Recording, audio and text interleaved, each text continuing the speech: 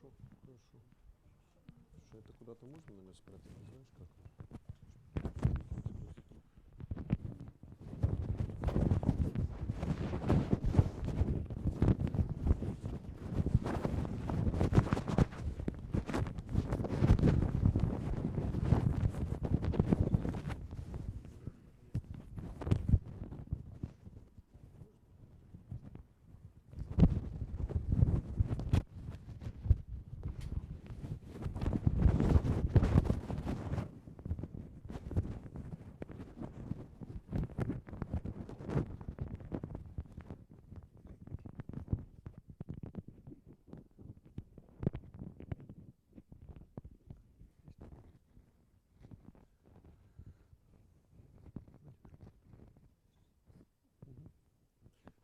Сумочку я тебе даю, да, получается?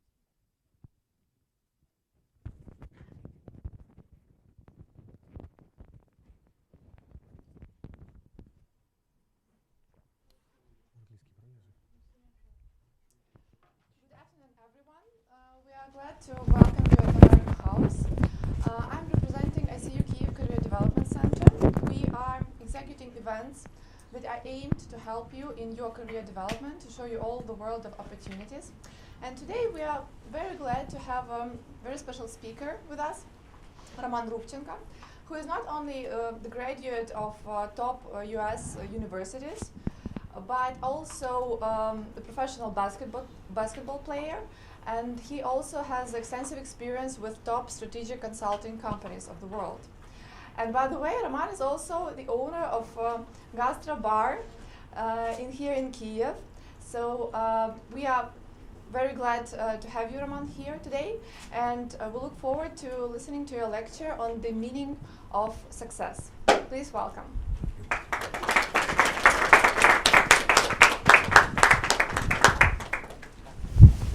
Hello, everyone. A bit more comfortable. I was told that I have to use two microphones, so let's do. Does this one work? Can you hear it? Are you able to check whether it works or not? It works. Okay. So, let's see the other one. Can you hear? Can you hear me? Do I need the mic? Can you hear what I'm saying right now, or should I use the mic? Okay, so we'll do it without the mic. Well, let's see if this works. So I should probably stand over here. Where should I point so it doesn't seem to be clicking?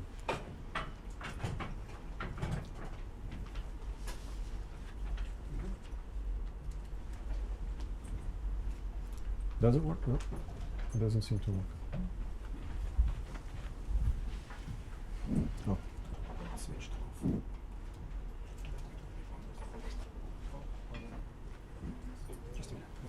I've never had a presentation without any technical difficulties. It always happens. So it's good luck. So while they're fixing the technical difficulties, let me say just a couple of words. As I was introduced, I'm Roman Rubchenko. I was born in Ukraine. At a relatively young age, I left what was back then Soviet Union, and I went to travel around the world and live and study and work and learn. 2008, I came back to Ukraine, and I've been here since with a small break for an additional year to study. And I am back in Ukraine last 2 years without departing. So let's say, what's his name? Shevchenko. Taras Shevchenko said, "Свого навчайтесь та чужого не цурайтесь." I left Ukraine when it's learned things, I internalized all the possible experiences that I could, and I came back here in order to make a difference in Ukraine. So let's discuss the agenda for today. I'm going to introduce myself in a bit more detail. Then we're going to go to define success, because it's a very loosely used word, and lots of people interpret this word in a different way. So I want to make sure that we start from the same square. Then we're going to talk about how to measure success, choosing the right battles in your life, limits to your success, and bringing it all together. Basically, we conclude with a Q&A session after that. So, I like this quote very much. It's by Aristotle. It's the mark of an educated mind to be able to entertain a thought without accepting it. So, I would like to modify it a little bit because in today's world, education means it also a very theoretical and sometimes not very useful term, basically. What I'd like to substitute it for is wise. It's the mark of a wise man to be able to entertain a thought without accepting it. And I will explain later why I thought it's important to change it. But this quote sets up a relationship between me and you. I'm no guru, I'm no expert. I'm just a guy that has a lot of different experiences, and I've learned a lot of things from those experiences, and I'd like to share those things with you. It's your choice to take it or leave it. However, I advise you to exercise this quote and keep an open mind for at least keep an open mind at least for an hour in order to hear what I have to say. Who am I? So I subscribe to a view that we all are sum of our experiences, past experiences, the people that we interacted with, education that we have gotten, the work that we've done, projected on today's reality through our moods. Our moods are different every day. You wake up sometimes happy, sometimes sad. And also, all of that comes through a prism of your values. So if you're a liar, you proceed about your day in one way. If you are not a liar, you proceed about your day in a different way. And this is what I mean by the prism of your values. Like I said, I'm not a guru on success. I speak to you as a person who likes to observe, ask questions, and to make things better. And as it was mentioned before, I have a gastro bar here in Kyiv, and it's called Vopros Bar because I like to ask questions, and this is sort of my philosophy in life. And I also like to apply it to gastronomy and to what I eat and what I drink. So, I usually oppose. For some reason, from the young age, I always find myself rebelling against authority. It was my классная руководительница at first, then it was my mom, then классная руководительница, then my coach, then so on. And so somehow throughout my life I like to just take the position against. I don't know why. I ask many questions, and my background is different than most people. Basically, I left home when I was 13. I left Ukraine or Soviet Union at the time when I was 17. I defected to the United States by stealing a passport from what we think is a KGB agent that was traveling with us back then. It was customary during those times whenever a team or a theater troupe would travel abroad, there'd be some people watching them, collecting their passports, making sure that nothing out of the ordinary happened. So we had to steal our passports before we did that. So since the age of 17, I've been bouncing around different countries in the world. I was fortunate enough to live and work in 10 of them, 8 besides Ukraine and in United States. I've visited 65 countries, I think it's the last count, and I was fortunate enough to make money in 4 professions. Professional sports, consulting, hospitality business, I guess, the restaurants, and also reforms, helping Ukrainian government reform. As a result of my views, as a result of my experiences, my views are different from most of the people. And so a lot of times they elicit a contentious response from the audience or from the person that I'm speaking with. I try to be soft, and I try to not push my ideas and my opinions on the people that I speak with. But at the same time, I ask you to keep your mind open to what I'm about to say. And then later we can discuss it during the Q&A session. Let's go. So first, let's get you guys involved a little bit. In your opinion, can someone say, maybe few people could express their views? What is success? How do you define success? Yes? Achieving the goal. Say it again? Actually, achieving the goals. Achieving the goals. Okay. Anybody else? Being happy. Being happy. Being happy. Okay. Be satisfied after achieving the goals. Okay. Any other ideas? Cool. When you are in a place you want to be right now, when you're doing the thing you want to do, when you think that your actions are valued by the others, and actually you achieve some kind of success in that thing you're doing, and especially you feel yourself contained in what you're doing, where you are, and what's it all about. Okay. Those are good ideas, good views. Let's try to bring it together in one place and see what the dictionary says. I mean, it's a typical thing, and I don't like to start speeches with the dictionary definitions, but it's important to understand what the majority of the world, how it defines success. And so there are two things that I was able to find. I looked at 3 different sources: Merriam-Webster dictionary, businessdictionary.com, and Google. Google helps everybody. So one is to do what you're trying to do to achieve the correct or desired result, like you were saying, goals. To happen for something to happen in a planned or desired way, I think it's a part of that. Or to come after something in a serious, we will ignore that. That's a succession when one comes after the other. The thing that I don't like is this right here, the attainment of fame, wealth, or social status. Because all of those things are relative, and it doesn't necessarily mean, it doesn't define success in my mind in the objective way. So let's see, allow me to share my view on what success is in life.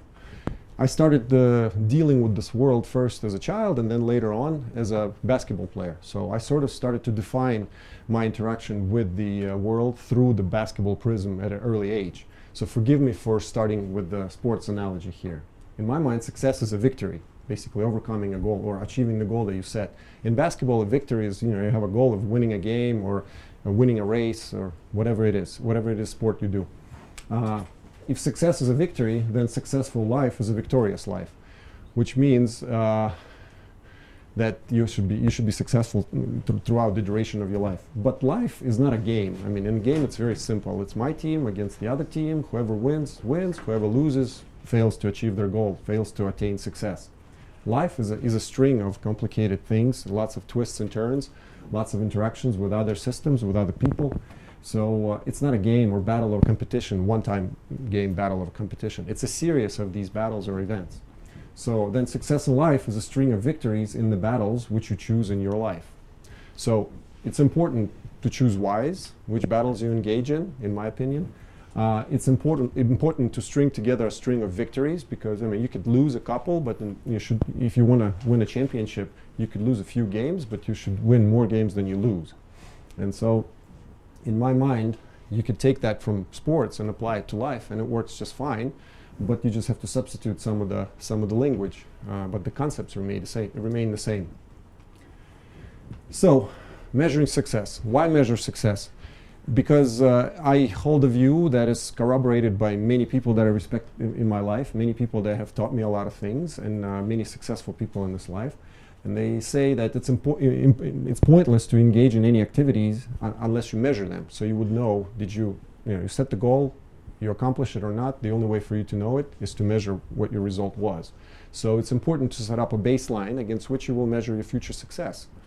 And so I would say that 30 years ago it was much easier to measure your success.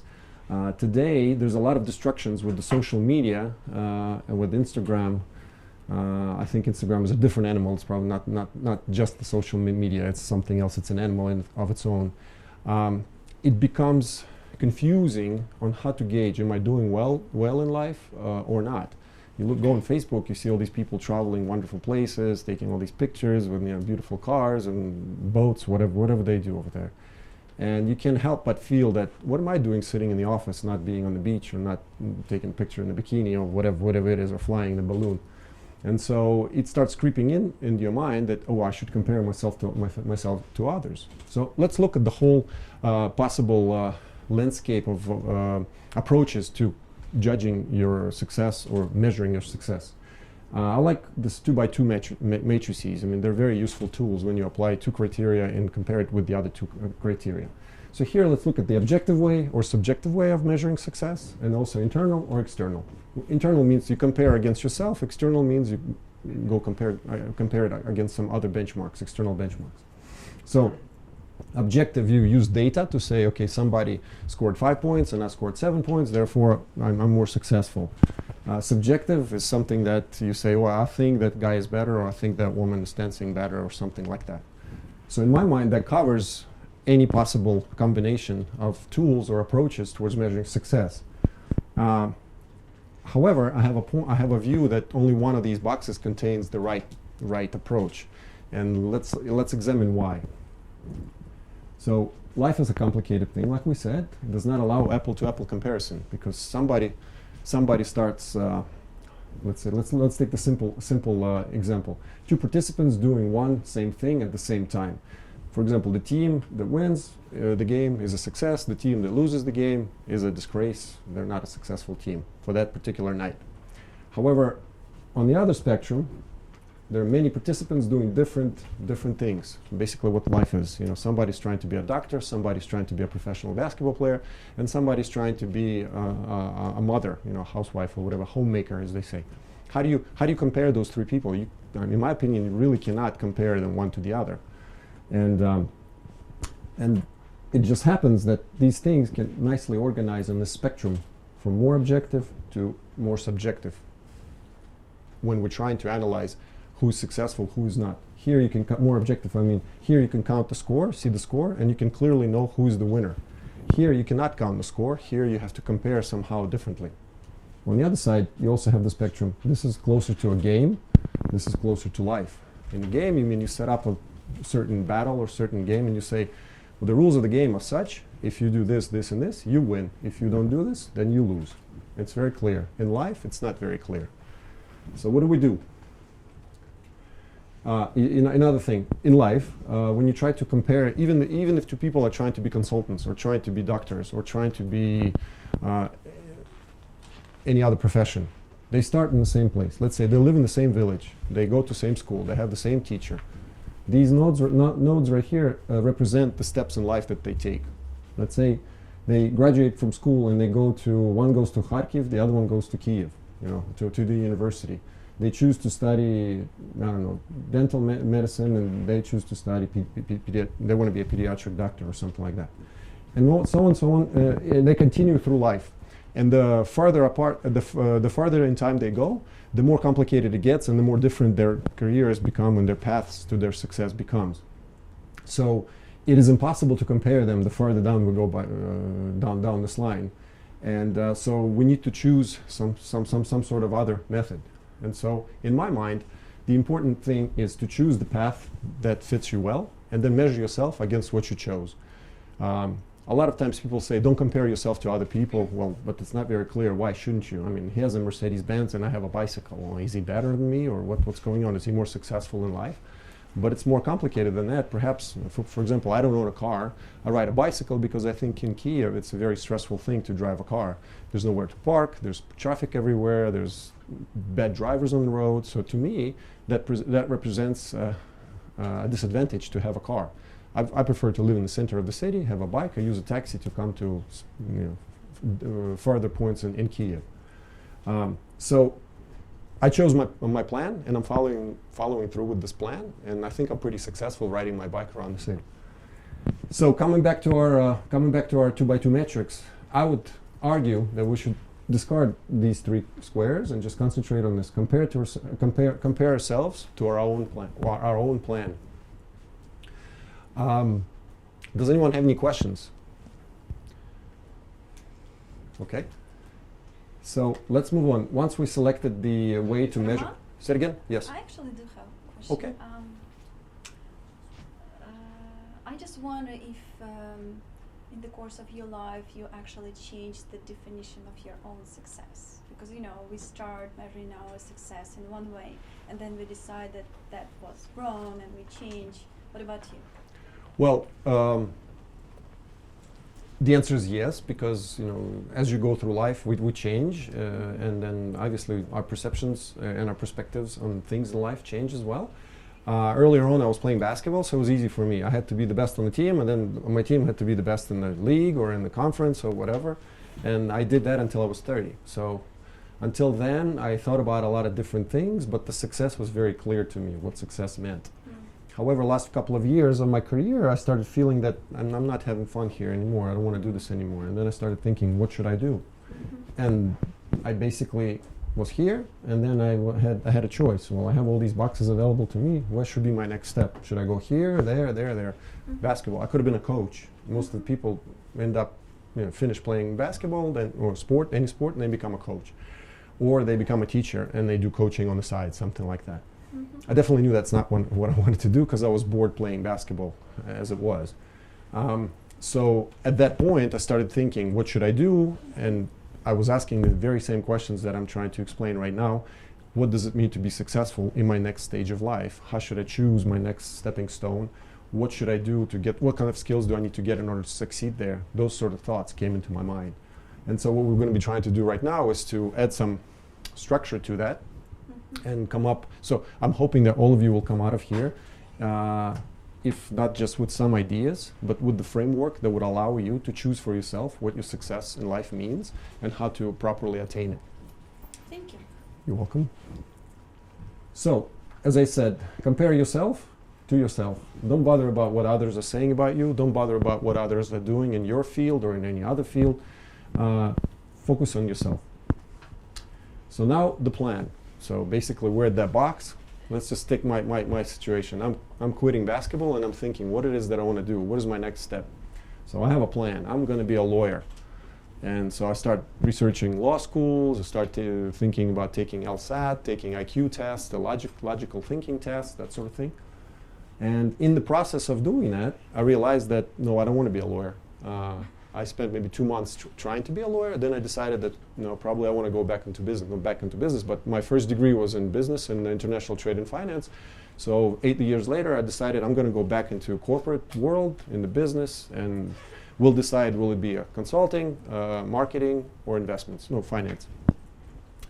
But my plan was pretty clear. Go back to school, take some classes, take 2 years worth of education, get a job offer from a company, whichever company, enter their corporate ladder, start doing whatever needs to be done to succeed there. Hopefully nice people at the company will tell me what success in their company means, and go on with my life. But that's a very good picture. I like it because that's what it was in my mind, and this is what it was in reality. And another good pictogram for that would be this, because here was a plan and the reality, and here what success looked like to me and what success ended up being like in reality. And so what that means that those little, the grid of those boxes, that means that you have to go back and forth between those boxes quite a bit. And especially in today's world, like my mom, for example, she probably worked in one job or one plant or one business for maybe 25 years before she switched her career. In Japan, people worked in one company for whole life. When we were graduating our MBAs, the career development guy told us, don't stress out about the interviews. Don't worry about it. McKinsey didn't call you in for an interview, because the first job you get out of school, it doesn't really matter, because statistically you're going to have 3.5 positions. I should say not positions, companies. 3.5 companies for which you will be working in the next 10 years. And in fact, he was right. I mean, that's my experience. That's what happened for the past 10 years. I've been bouncing around quite a bit, learning quite a bit on the way, but my career has not suffered because I was bouncing around. It's just the name of the game today. The world is moving in such a fast way that you should be prepared to actually do that. And just because you're bouncing around, I mean, yeah, if it's 6 months in one place, 6 months in the other place, then it's a problem. But if it's 2 years in one place, 2.5 years, 3 years in another, that's fine. And in fact, I've read some statistics that you climb the corporate ladder much faster when you go from company to company, because the lateral moves, you end up moving up into the open position, and to wait for that particular position in your vertical in your company takes much longer. So that little squiggly line is what my 10 years look like. And I wonder if we can watch this little thing. Can we click on that? So while we're looking to do it, on this little line, what's represented is that trial and error, trial and error, trial and success, and you can never predict what it is. And the most important thing for you is to have an independent state of mind whenever you're choosing what's my next stepping stone is. And in fact, statistically speaking, it's a problem, because we're not very independently thinking species. I guess evolutionary, it was useful for us to emulate others and to copy other behavior. And you can see in this video clip what I'm talking about.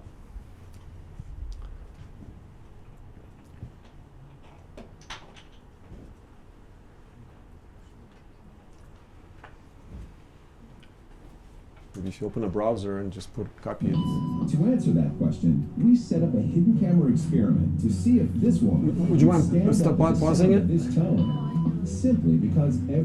So this clip is about, there's a group of actors sitting in the reception area, and there's one person, one victim, unsuspecting victim, comes in there and sits next to all these people. And every couple of seconds, the beep sounds, and so everybody gets up from the chairs and stand up. So the woman looks at them and doesn't understand what's happening, and so see what happens later. Everyone else is. You might be thinking you'd never go along with this. Or would you?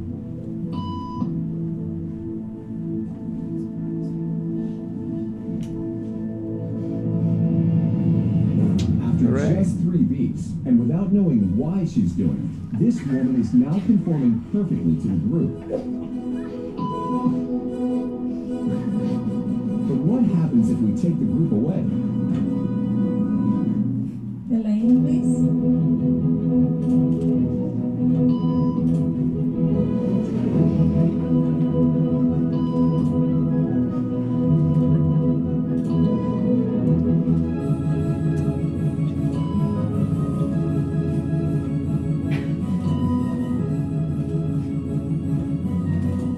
Okay, now she's alone. The crowd is gone, and nobody is watching her, except our hidden cameras. What do you think she'll do?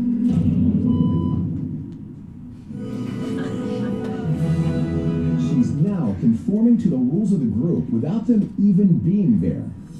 Now, watch what happens when we introduce another outsider who doesn't know the rules. Have a seat and they'll be out in just a couple minutes. Thanks so much.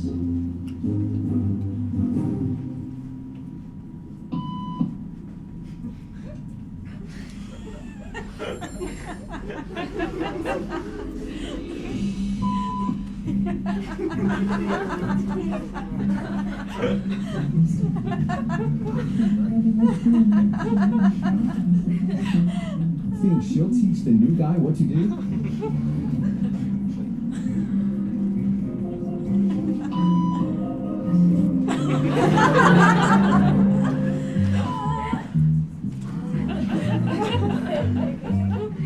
We kept the cameras rolling as more unsuspecting patients arrived.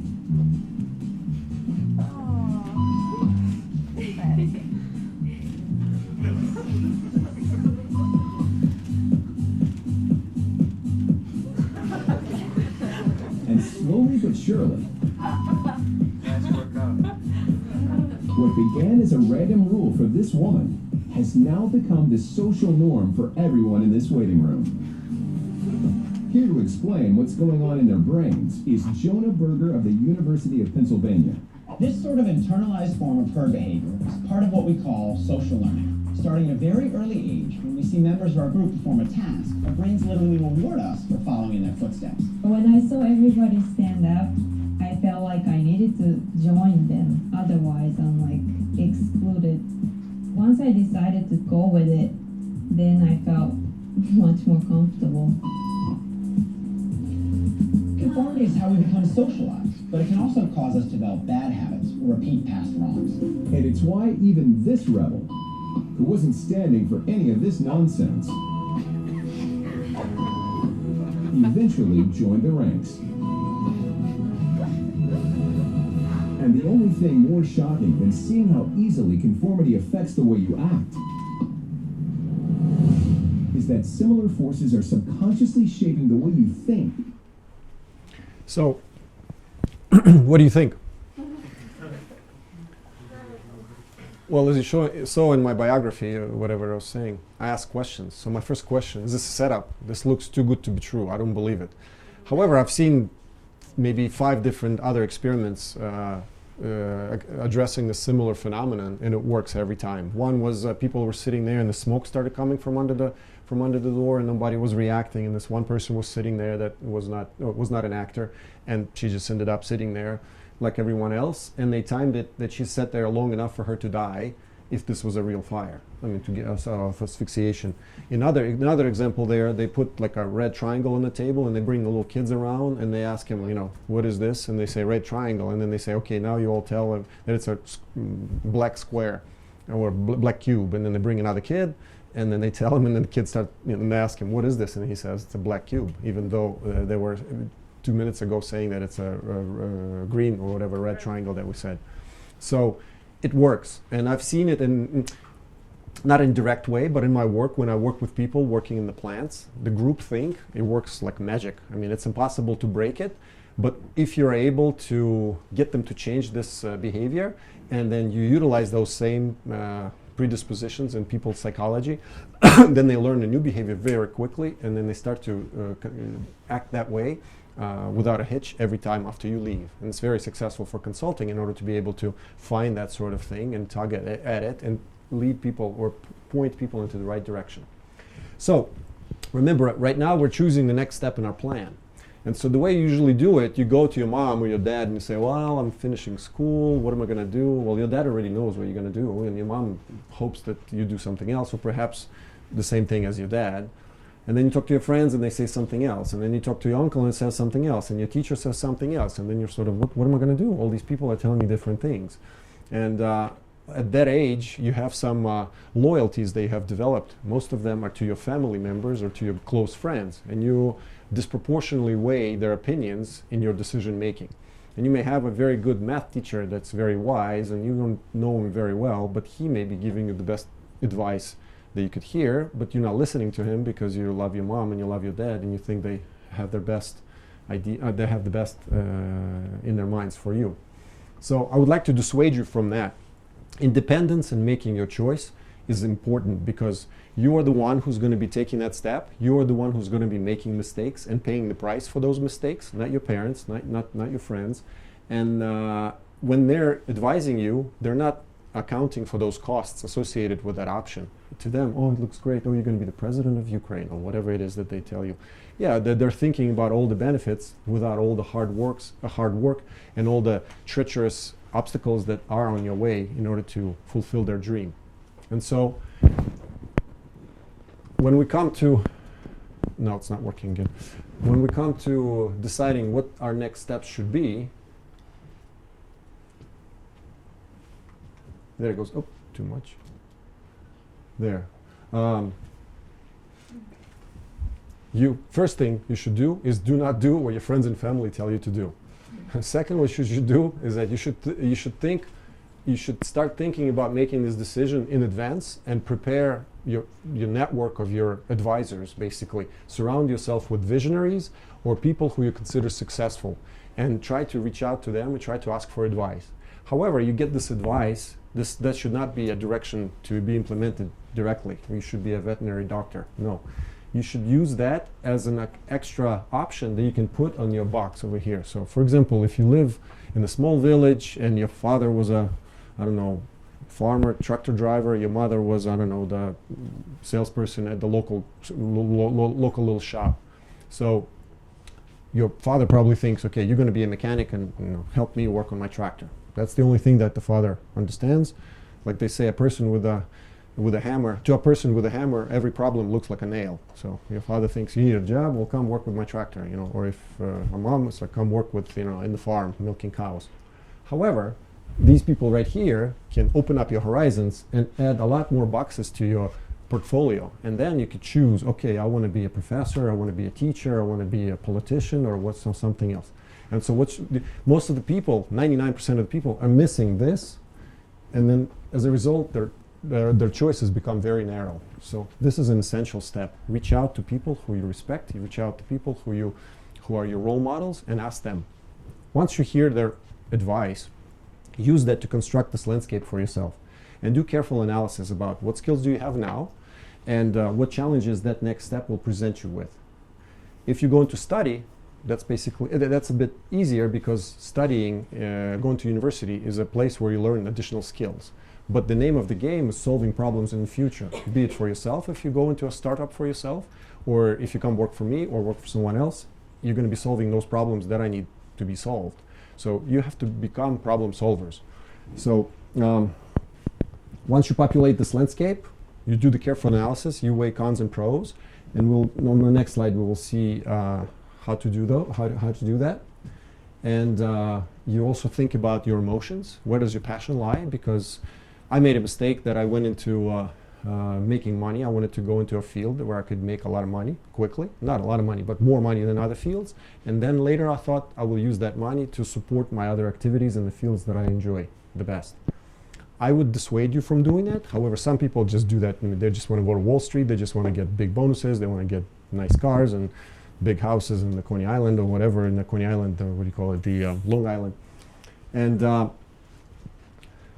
but it's only a small portion of people that I've seen in those positions that are happy. Most of the people, yes, they're rich, but they're not very happy. They don't feel fulfilled. Then the 45, 50 years in life comes, and they start getting depressed. They don't understand. They feel like they wasted their life, and I would not call them a happy person. So carefully analyze the landscape, listen to your heart, and make your own choices and plot your path. There's a very nice psychologist. Not nice. I like his work. I cannot pronounce his name to save my life. He's a Hungarian guy. His name is Mihály. Does anybody speak Hungarian? Maybe somebody can pronounce it correctly. No. Okay. He's a Hungarian guy that immigrated from Hungary to the United States. He's a psychologist, I believe, in University of Chicago. I may be wrong. It doesn't matter.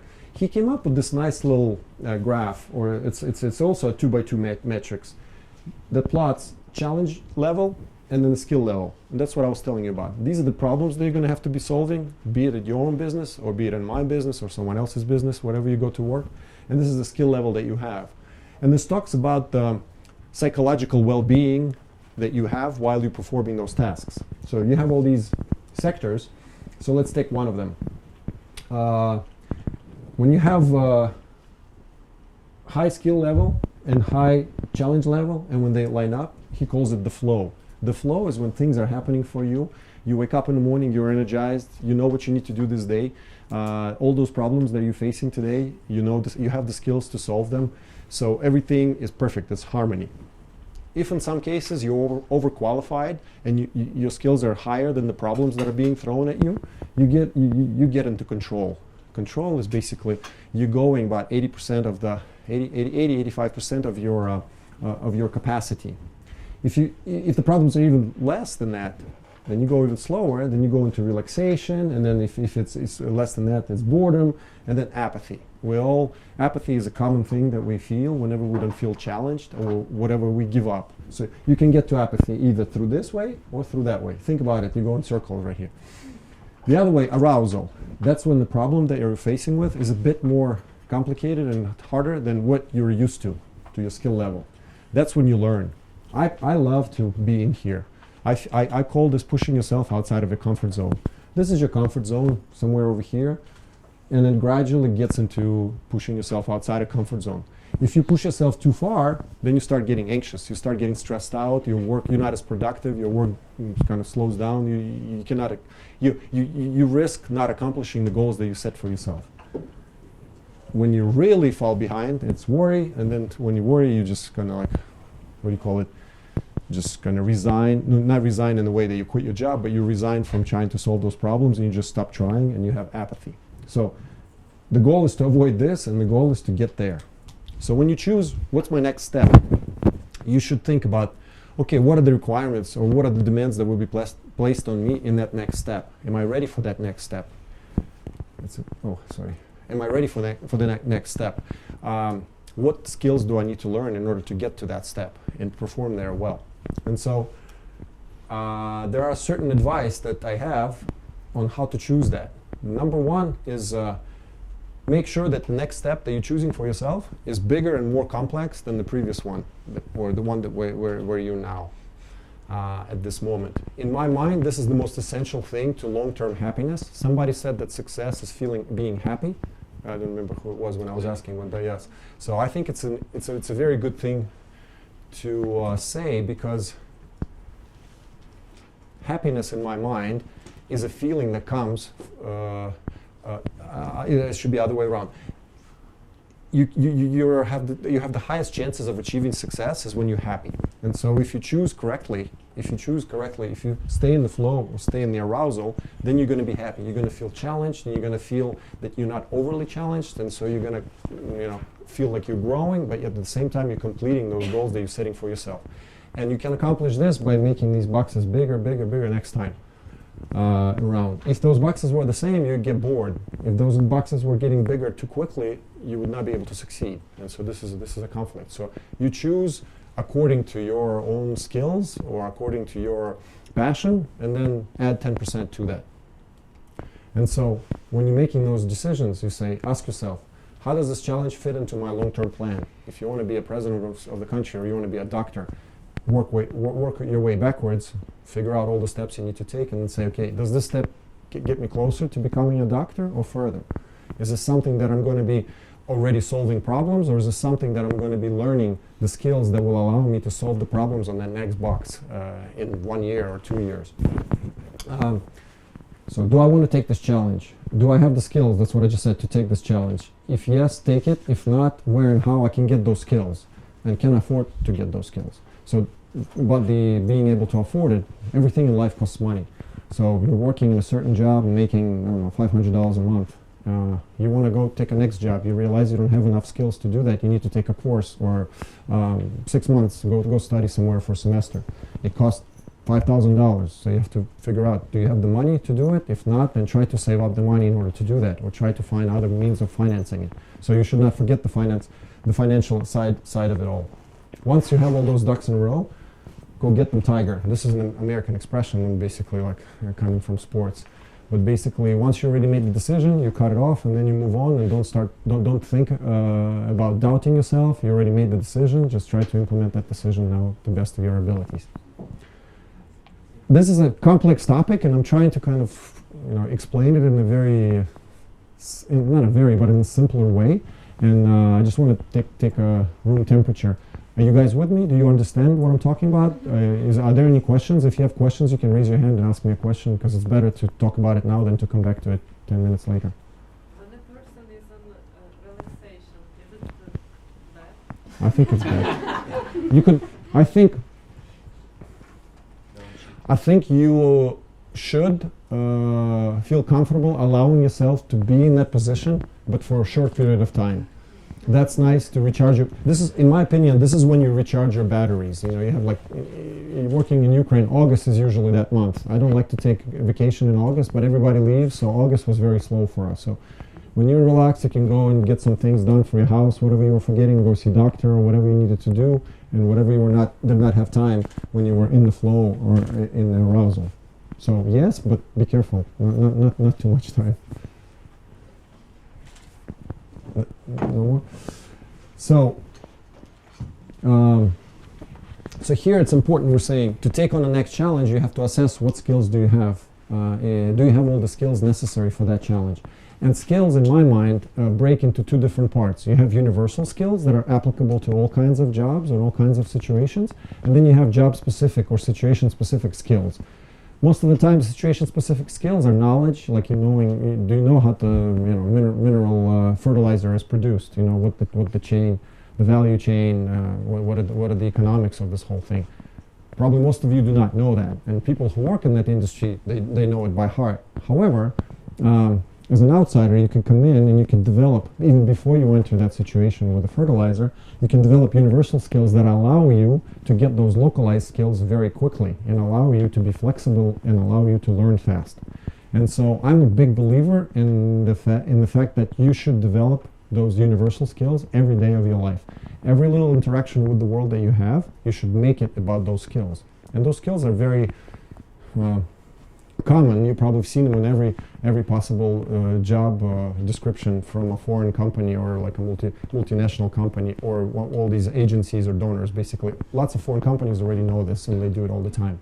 Somebody had the question? Yeah, well, I just have a really simple question. I don't really see the difference between the worry part and the arousal part, because it seems that if your skill level is somewhere in the middle, right, and then your challenge level is high, then it's a little bit the same thing. You would have medium level, you get challenged like somewhere in the middle, and then you have a low skill level. So why would you be worried about not finishing? That's a term that Mikhaili used. So you should always take every model with a grain of salt.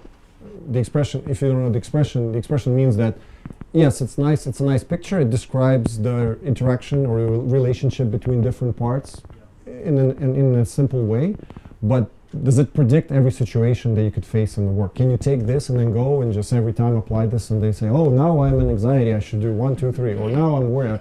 So I don't think this model means to do that.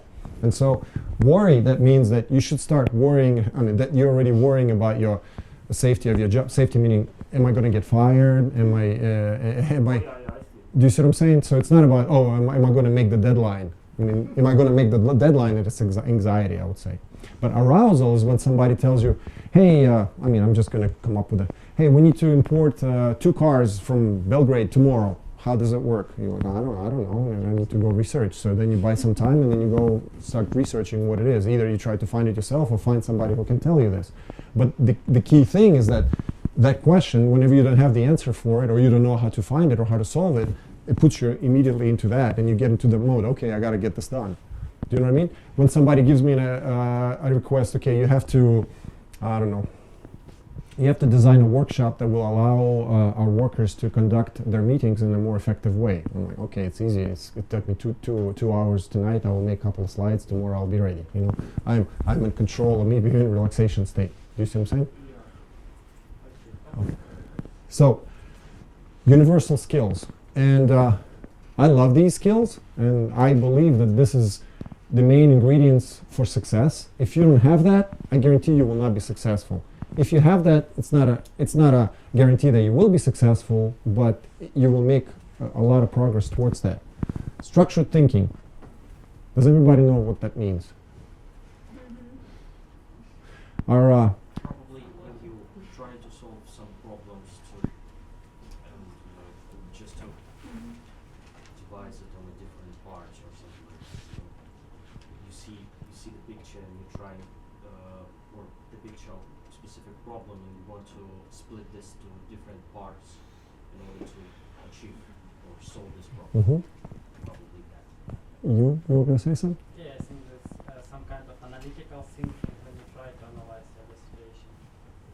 Well, analytical thinking is a very wide term. What does it mean? You take Excel and you analyze the situation, or what do you mean? Well, okay, so that's I don't want to say wrong, but I don't agree with that point of view. Maybe it's right for you, but I don't agree with that.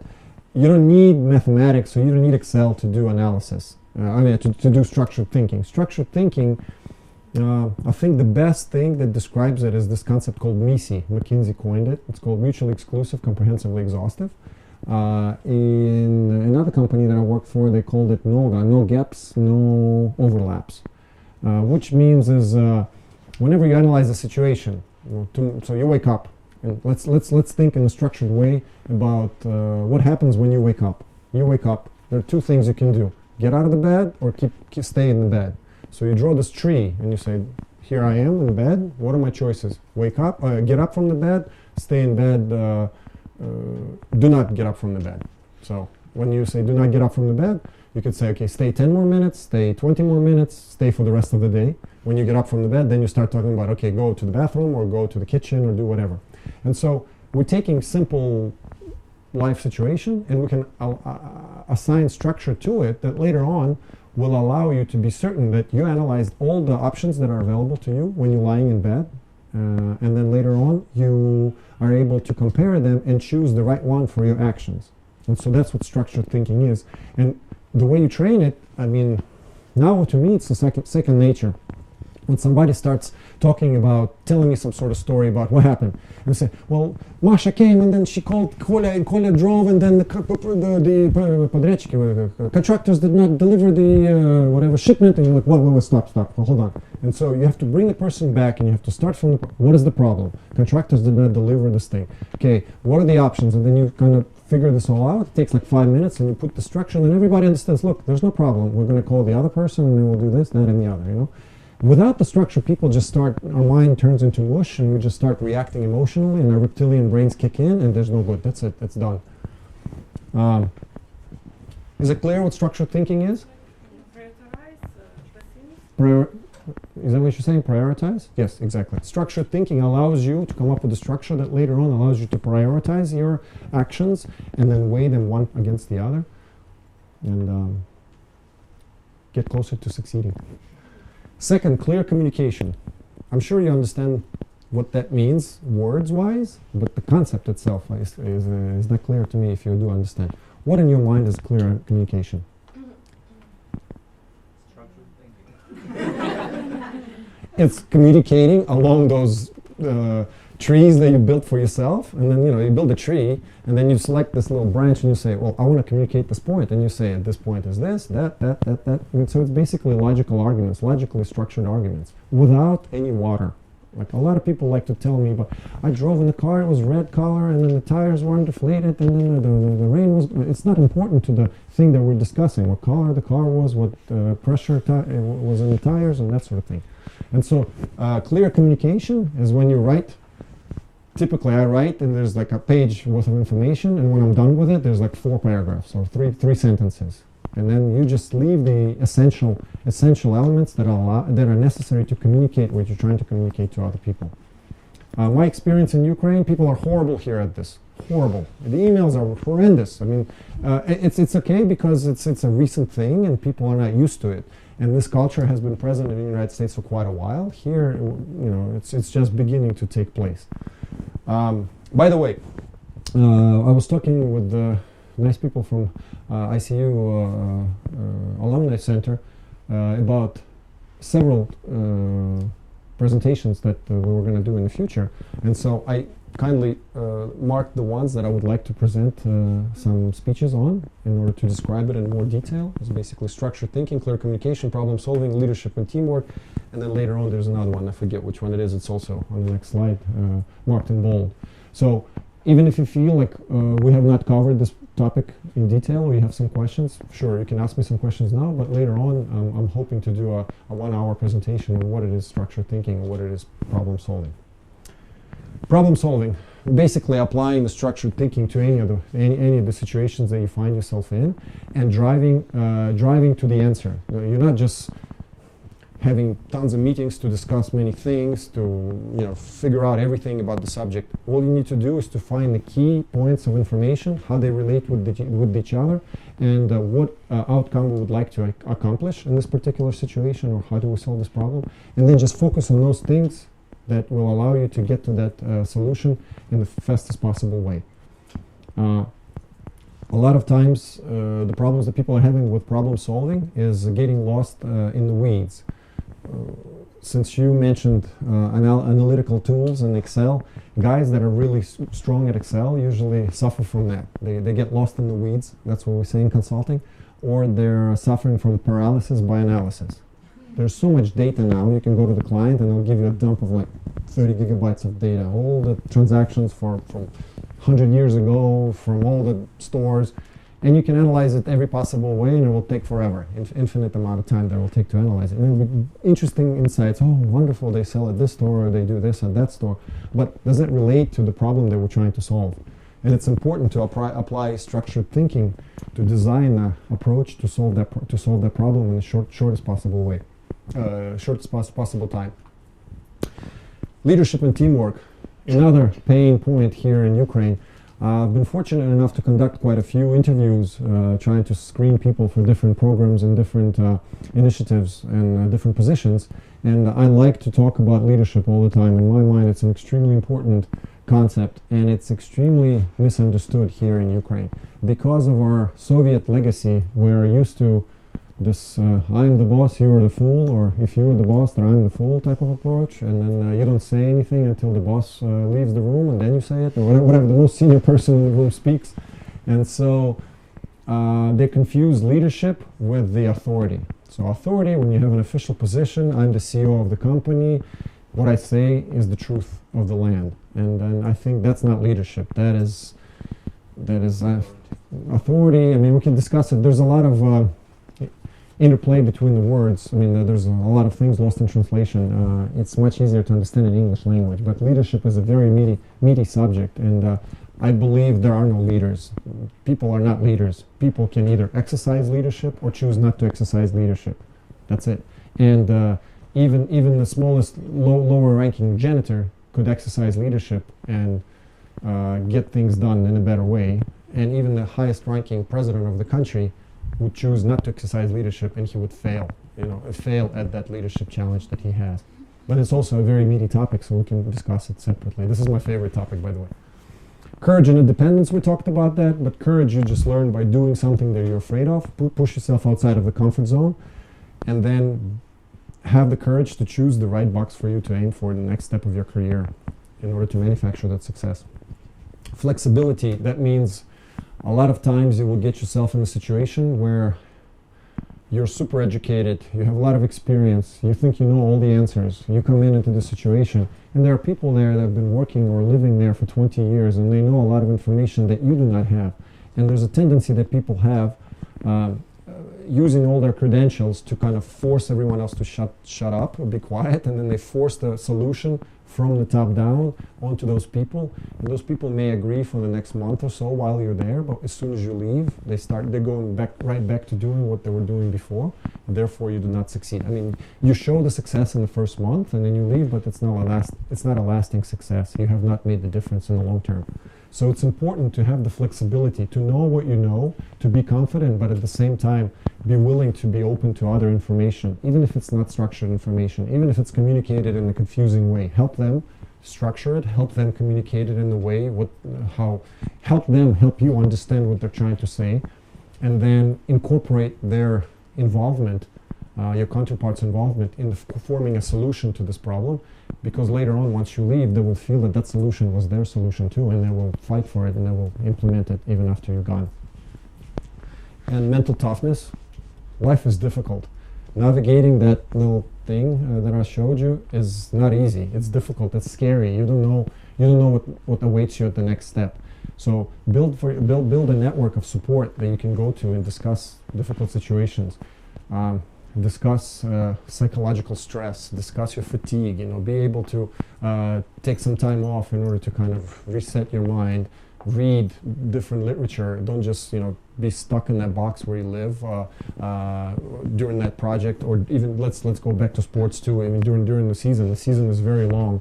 You can play first 10 games very, very nicely and very successfully, but then you get into a rut. In 5 games, you just cannot make a shot. You just cannot get a rebound. Just nothing works. And so, being able to stay mentally tough and wither through that difficult situation, difficult time, is really important, because there's a good commentary by Winston Churchill. No success is final, and failure does not mean death. So you just have to stick to it. Keep your head down. Be respectful of the situation. Know that the darkest time of the night is right before the sunrise. So just whenever it hurts the most, it's about to get better. And mental toughness is probably, once these are all done right here, like once you have approached it in a correct way, for the implementation stage, mental toughness becomes the most important part, I think. People do not achieve success in 90% of the time because they stop 10 meters before the finish line, because it was tough. So, yes? I have a question, if you don't mind. You don't mind question? No. Again, if you don't mind, could you please elaborate a little bit on the most challenging failure in your life and how you overcame it? I haven't prepared for an interview in quite a while. So that's a typical question you prepare for the interview. So yeah, I'll have to think. Probably the one that comes to mind right away is my first professional job in basketball. I went to college in the United States, and my college was a pretty high-ranking school. And when I finished, I decided to become a professional athlete, and my coach put me in touch with a very famous agent, and I figured, oh great, famous agent, he's going to give me a good job, and I'm going to live happily thereafter. However, my first year, I had a conflict with the team because I was used to American standards of contracts. Whenever it's written in a contract that it's a guaranteed contract, then it's a guaranteed contract. But when I was playing in Turkey, the comment was, I was told, hey, this is Turkey, you can take this contract and throw it in the paper, throw it in the toilet. And I was like, okay. And so I was thinking that my agent will help me with this, and he didn't. And he didn't in the way that he was more loyal to the team than to the players, because in European basketball or international basketball, the teams pay your fees to the agent, not the players, like it is in America. So my failure there is that I thought I knew everything. I was like, no, it's written here that it's guaranteed. Let's go to court. Let's sue. I don't care. I'll pay the money. It's out of principle. I didn't ask anybody for advice. I didn't try to find a common solution because the team was having some sort of problem why they wanted to get rid of me and my other foreign friend, a foreign teammate. We could have probably made a deal that I would have made more money that year then they would have given me some severance, maybe like 3-4 months worth of salary, not the rest of the year, and then I would have been able to get on with the next team right away and play for the rest of the season. Well, it just happened that FIBA did not allow me to get on the next team until the other team released my FIBA card, and the other team was not willing to release my FIBA card because I was suing them in court, so I sat without a job for a year. And I had to start over. I had to get another agent. I had to go from the not lowest, but lower leagues. I went to South America and played really well there, and then gradually had to rebuild my career step by step. So I think that set me back maybe good 3 years of playing in the subpar leagues, and associated with that, salary decreases, so I lost a good chunk of money. But I learned quite a bit from that 1 year. It was a very difficult year sitting there at home not having any support, but some of these learnings that I'm sharing with you now are basically rooted in those sort of situations. So what helped you to cope? This. In sports, it's easier because if you're not sure, who said that? It's like, I saw this comment on Facebook the other day. It said, whenever you face an unfamiliar situation in life, start doing squats. Everybody knows what squats are. You're squatting down, and it's the problems will go away, but a nice ass will never hurt you. You know? So, and so the idea here in sports, you don't know what you do, you just go and you practice. You play, you train, you run faster, and you hone your skills. And you can't do it by yourself because you are sort of like a self-contained tool that later on teams hire. And if you run faster, jump faster than other people, you succeed. You have higher chances for succeeding, making the starting five, getting a better job next year. So that helped me because once you put in the time, once you work, you come home and you feel like you've accomplished something that day. I wasn't getting paid for that, but let's say my off season was not 2 months, it was 12 months. So I was preparing for my next job, and when I went to my next job, I did really well. I averaged high numbers, and then later on I was able to get a better job. Okay. So it's basically learning skills. So what helped me is learning skills essential to my success and future endeavors. Yep. Okay, so any more questions about the skills? Mentorship is the other one thing that I was going to. So developing new skills should be second nature to you. Well, that's what I was saying. You can go and do it through life. Whenever you interact with the taxi driver, you could practice your communication skills or point out the things that he's communicating not clearly. I just engaged in this on the way here with my Uber driver.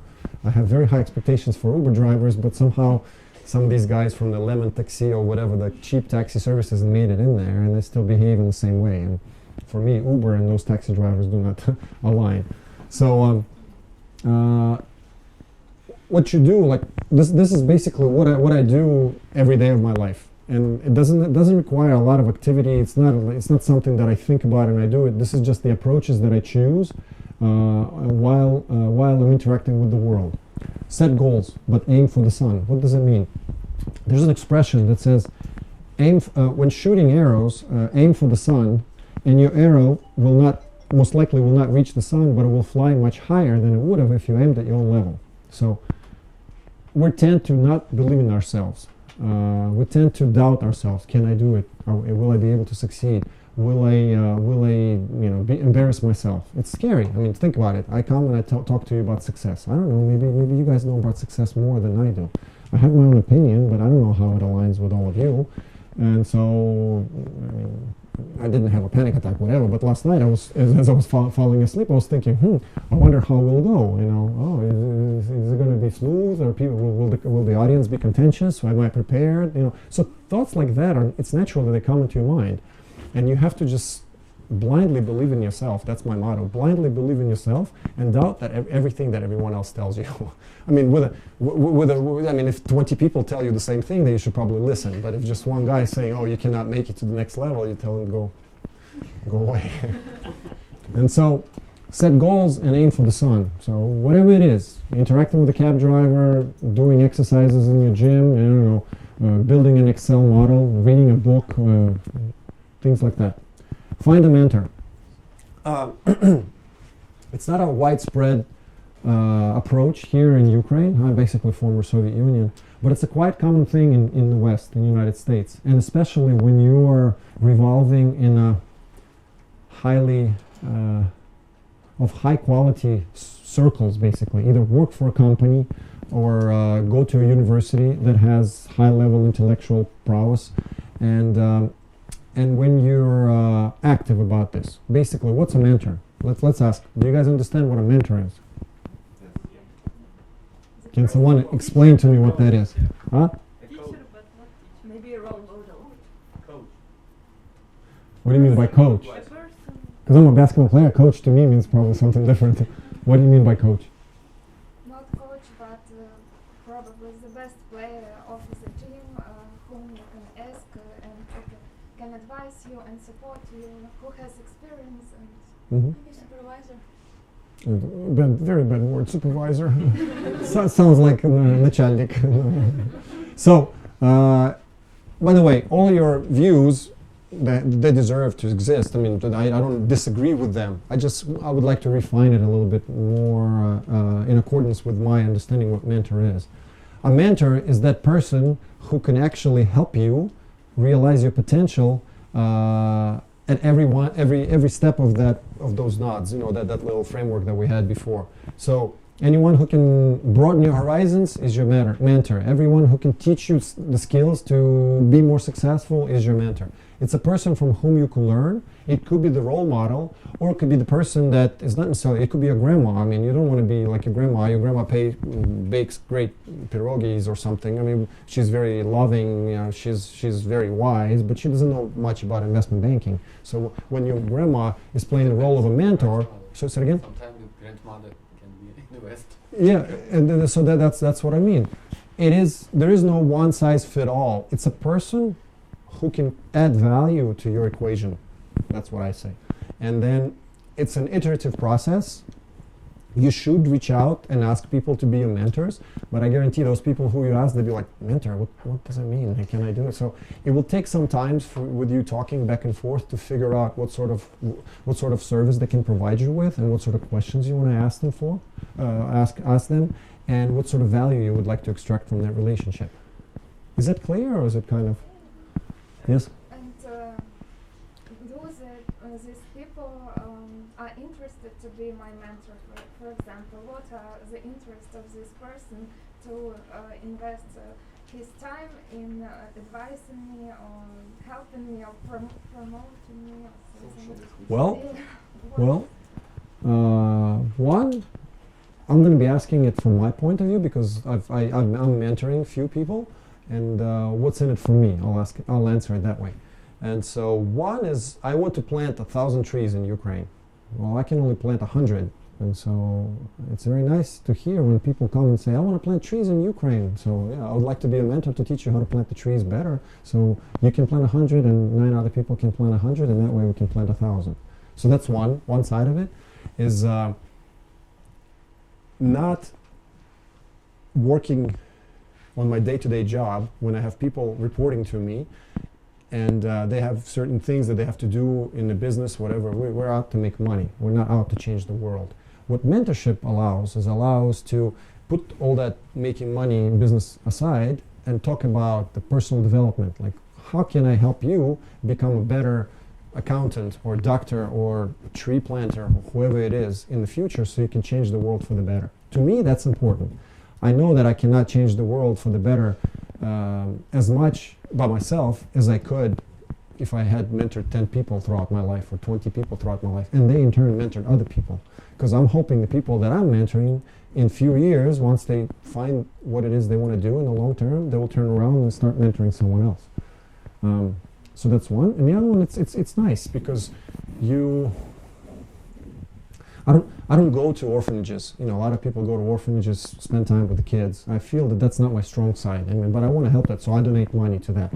But I also like personal interaction. So this is my mentoring is my visit to orphanage, is to help another person who's in need, and I have something that I can give it to them with no problem. My experience, my advice, and The third one is the feeling that I get when the other person succeeds, when they get accepted into a nice program, when they get a good job, when they sell the most generators in the company or something like that. It makes me feel good, like I participated in that as well. And it's a big feeling. I mean, nothing probably in life makes me feel like that particular instance.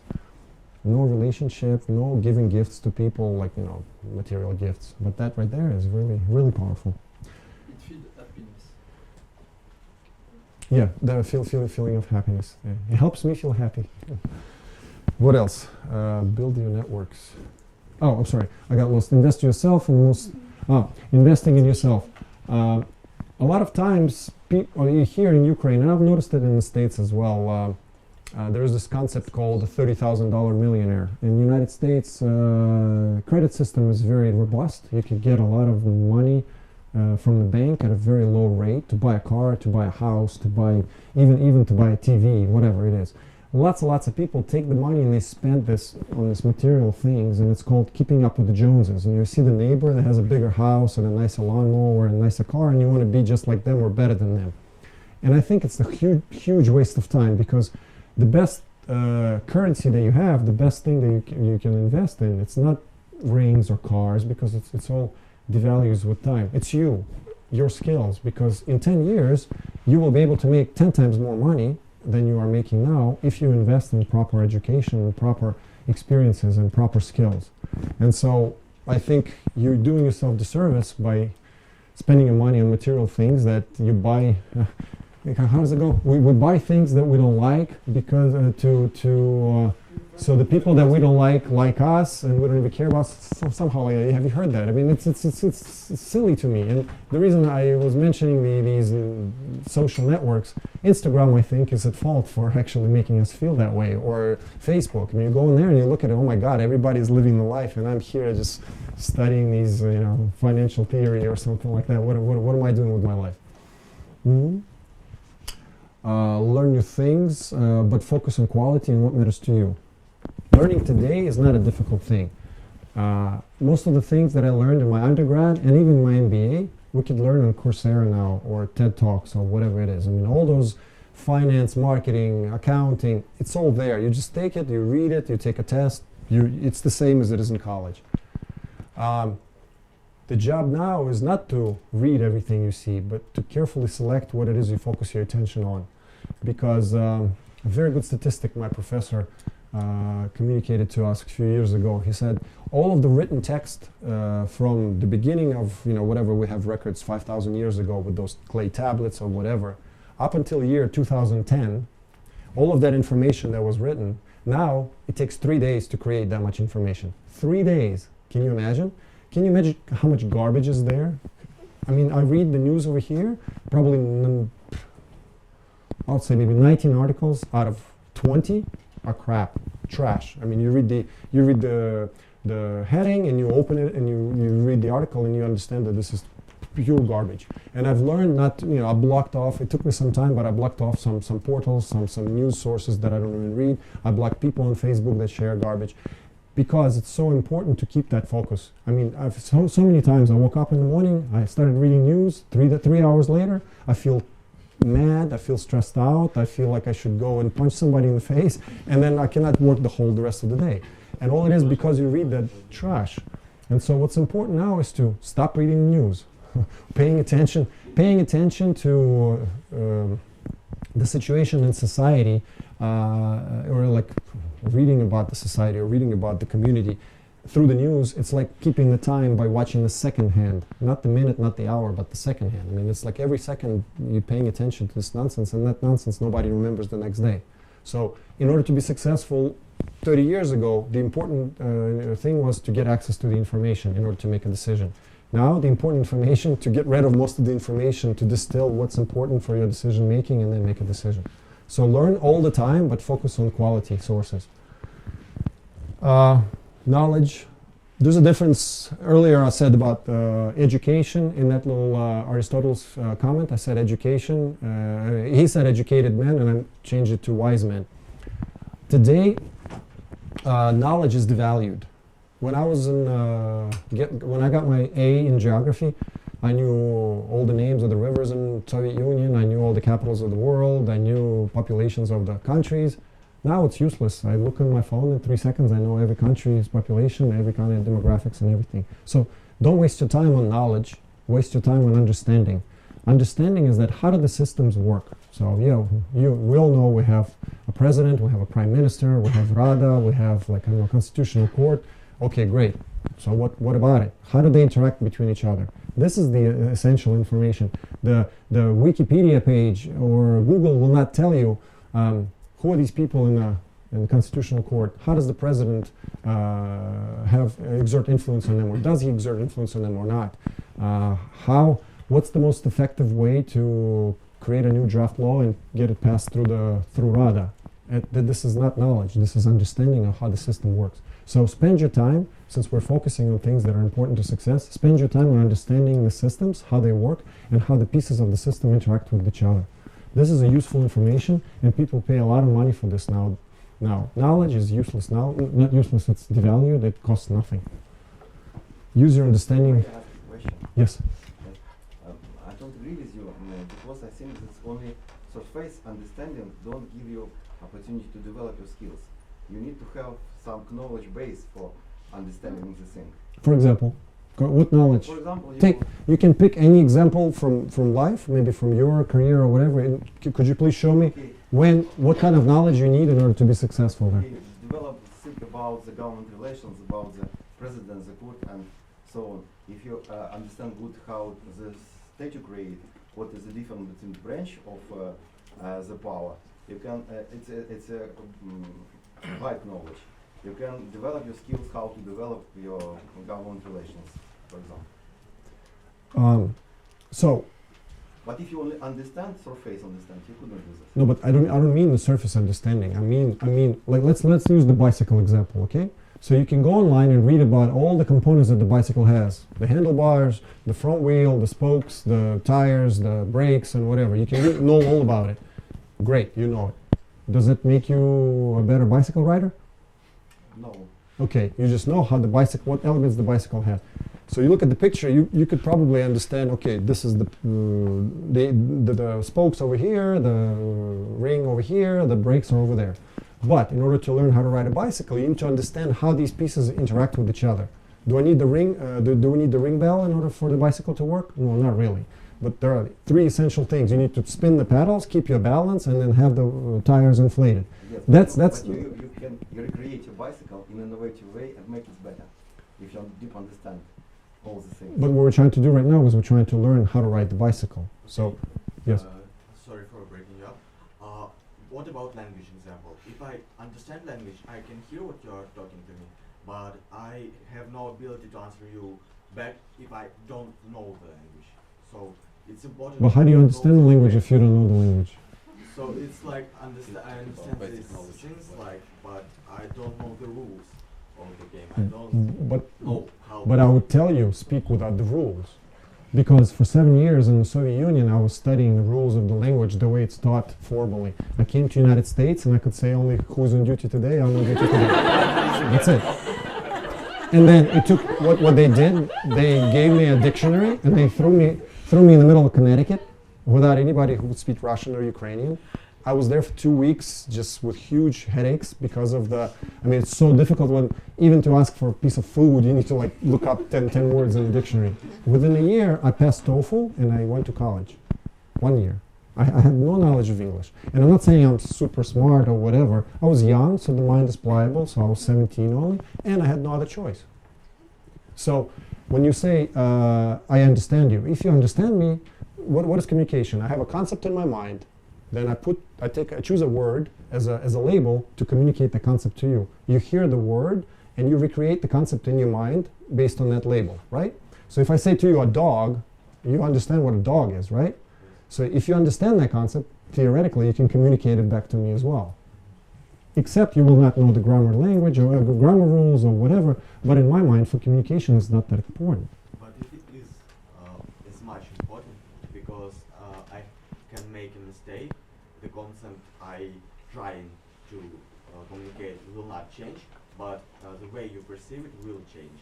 So I can try to say one thing and you understand it as the other.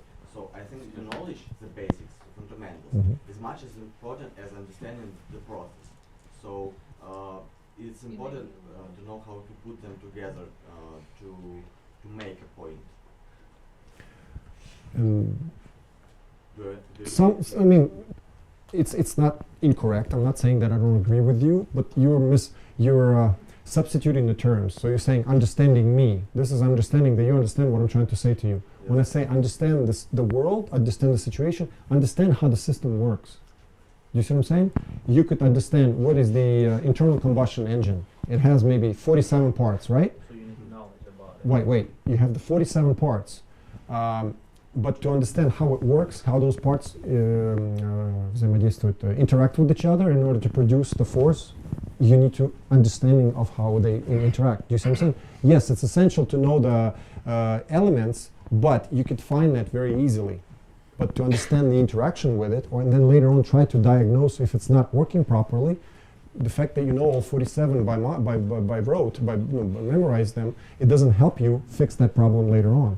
But knowing very clearly and very deeply understanding understanding the interaction between those parts, if something is malfunctioning, then later on you can clearly pinpoint most likely the problem is here, the problem is there.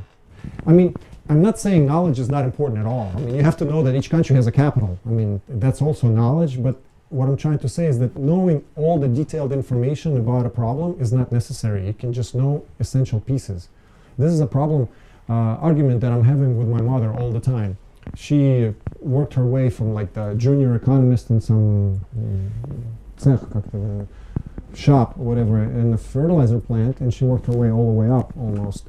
And so she always thinks that you cannot go and talk to people or advise them until you walk 10 miles in their feet.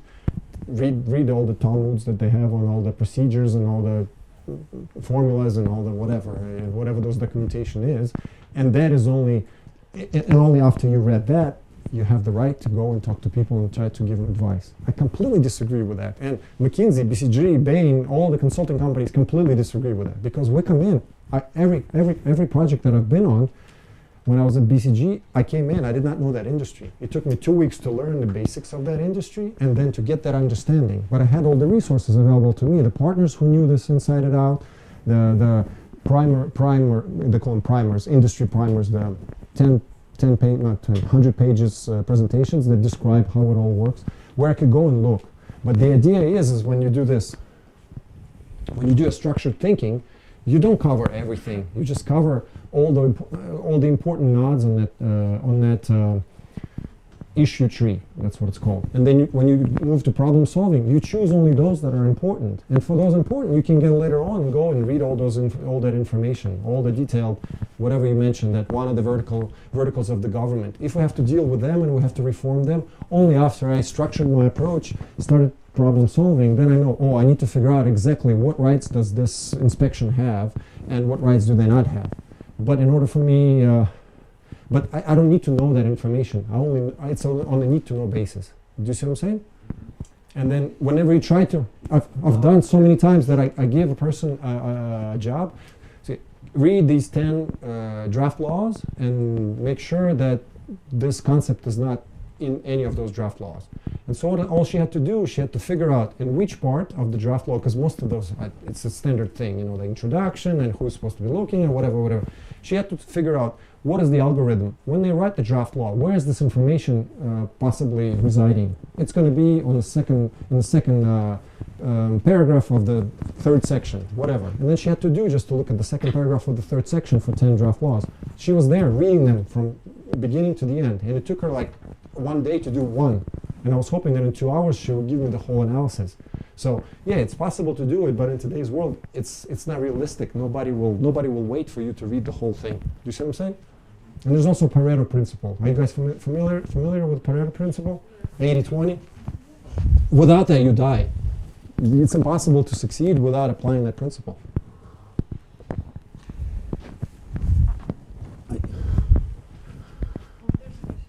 Yes. Can I ask, is there air conditioning? Can we turn it on? It's really hot here. I got a question regarding investing in yourself. Invest in yourself, yeah. Well, you say that it is the most stable currency available, but don't you think that investment in yourself, like in every investment, could be risky? And because, well, I got a friend who entered university in the West, Mhm. Netherlands, and it was his goal during like last 4 years or something Mhm. like that. And he entered that, he achieved his goal, but he didn't graduate from that. Mhm. So eventually he spent a lot of money for that, and tuition fee was something like 16,000 euros or something like that. So in that case, can we say that this is actually the most stable currency, and that the education is actually the thing that you should invest in? Oh, but you said he didn't graduate. Yeah. Why didn't he graduate? So he didn't Because he said that, well, I don't know actually what is the main reason, because he is not, maybe he just like, it was in Netherlands, maybe he used some legalized stuff or something like that, not studying. But he said that this university is more like research oriented. This is not what I expected, because he studied like something like public administration or Mhm. something. And he said that, well, all things that I do, I do in some scientific researches or something. So what you said, that this is not what he expected. So Sorry? you just mentioned that he said that this is not what he expected, that the Yes. university does more research or more white papers rather than something tangible, whatever it is. So I'll say to him, before making that investment decision, he did not do his homework. Like I was saying, analyze, talk to people. He should have came talk to me about the university. I would have told him what I know about the university. I'm not saying that I know, but whoever. I mean, I'm sure he could have found people who could have told him about this.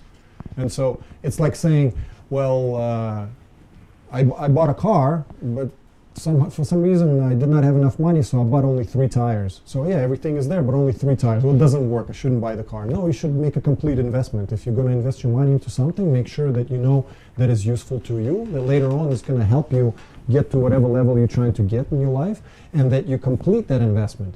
So in that particular case, what it sounds to me, he shouldn't have made that investment. Warren Buffett, you know who Warren Buffett is, right? He said he's got a very good expression, and I like it a lot. He says, in investments, the most difficult decision is not to buy, because you see it's there, and he's like, I better not buy. He did not enter into the internet stocks during the 2000, the bubble or whatever. That's how he became one of the wealthiest people in the world, because before that he was somewhere in the area of 10 billion or something like that. Also wealthy, but not 40, 50 billion. And because all the people ahead of him got duped into investing lots of money into that, he got ahead. So sometimes it pays not to invest. By the way, did we square away the disagreement that we had? Not the disagreement, but the discussion.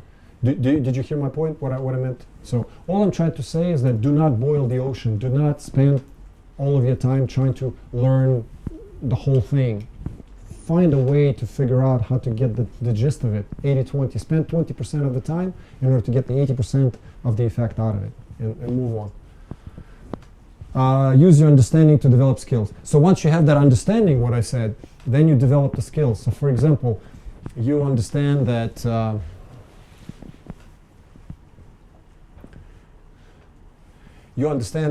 I mean, this is a very simple example. It's hard to make one on the fly. But you start reading those Ukrainian laws, and you understand that 90% of it is water, that it doesn't have any useful text in it.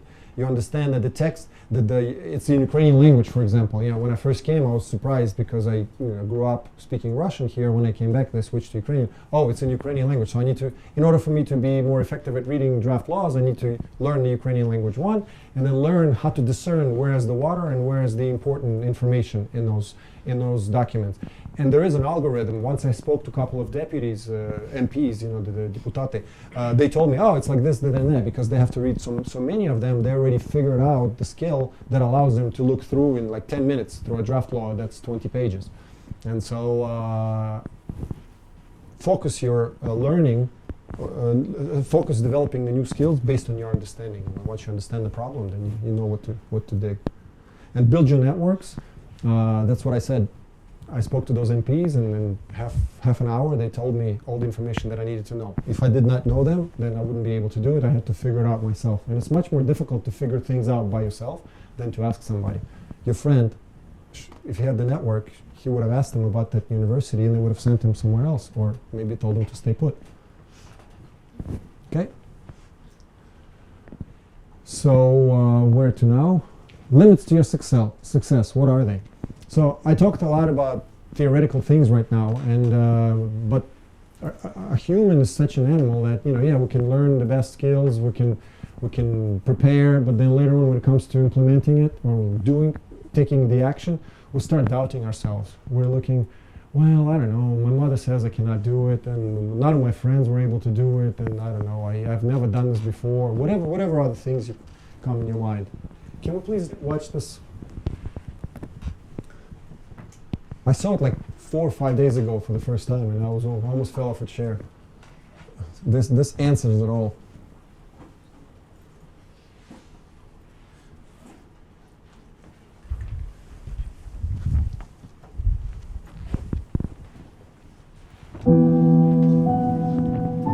我是王德顺。 You have to read on the bottom. 地地道道的沈阳人。一场 T 台走秀， Can we pause it? 让很多人认识了。 Can everybody see 有 it? 人叫我最帅大爷。 Can everybody see it? If you want, I can read it out loud. No? What's the best way to do it? Read it. Can we restart it?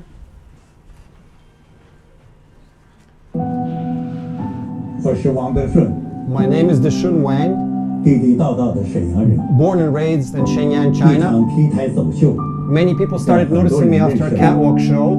有人叫我最帅大爷。 Some people call me the hottest grandpa. Some also said that I'm an instant internet sensation. 可是你知道吗？ But you know what? 为了这 To 一天， prepare for this day, 我足足 I've been 准备 getting 了 ready for 60 60 years. 24岁 At 24, I was a theatrical actor. 44 At 44, I started learning English. 49岁 At 49, I created my own pantomime troupe 到北京， and went to Beijing and became a Beijing drifter. 没房没车。 I had nothing to my name, starting everything from scratch. 50岁 At 50, stepped into my first 健 gym, 身房，开始健身。 started working out. 57岁 At 57, I returned to the 我再次 stage 走上了舞台，创造了世 and created the world's only form of performance art called living sculpture performance. 70岁 At 70, I really got into working out. 历史的练武机。 At 70, 79 at 岁 79, I got my first catwalk. 我今年80岁， I'm 80 this year and I'm still got some left in me. 还有追求。 I still have some dreams to achieve. Believe me, potential can be explored. 当你说太晚， When you think it's too late, 你一定要警惕。 be careful. You don't let that become your excuse for giving up. 没有谁能否定 No one can keep you from success except yourself. 该炫自己， When it's time to shine, 千万不要。 be the brightest. 我是王德顺， I am Deshun Wang. 我是最炫 I am the fiercest 东北。 Northeasterner. I'm the fiercest Northeasterner. It gives me goosebumps when I read this. This is the fourth or fifth time I saw it.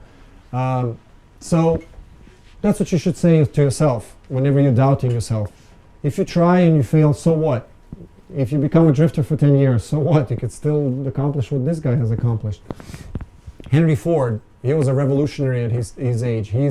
If you don't know what he's done, but he's the one that made automation part of automotive industry. Automation, I mean, like, you know, the production line. Before, every car was made, you know, just in a garage, just putting together pieces that were not the same.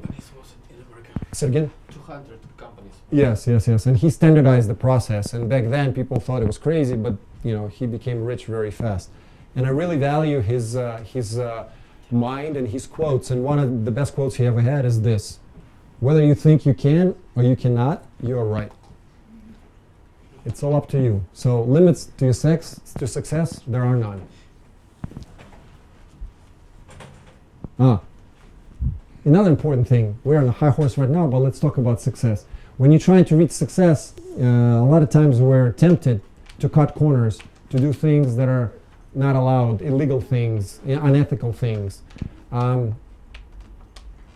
I would warn you to eradicate that thinking in your mind, because there's so many successful people, seemingly successful people that had tremendous stories, tremendous life stories, and they worked so hard to achieve whatever they achieved, but because later on the truth came out about them lying, or because they were doing it in an unethical way, now they're a disgrace to their communities, to their countries, to their probably their friends as well.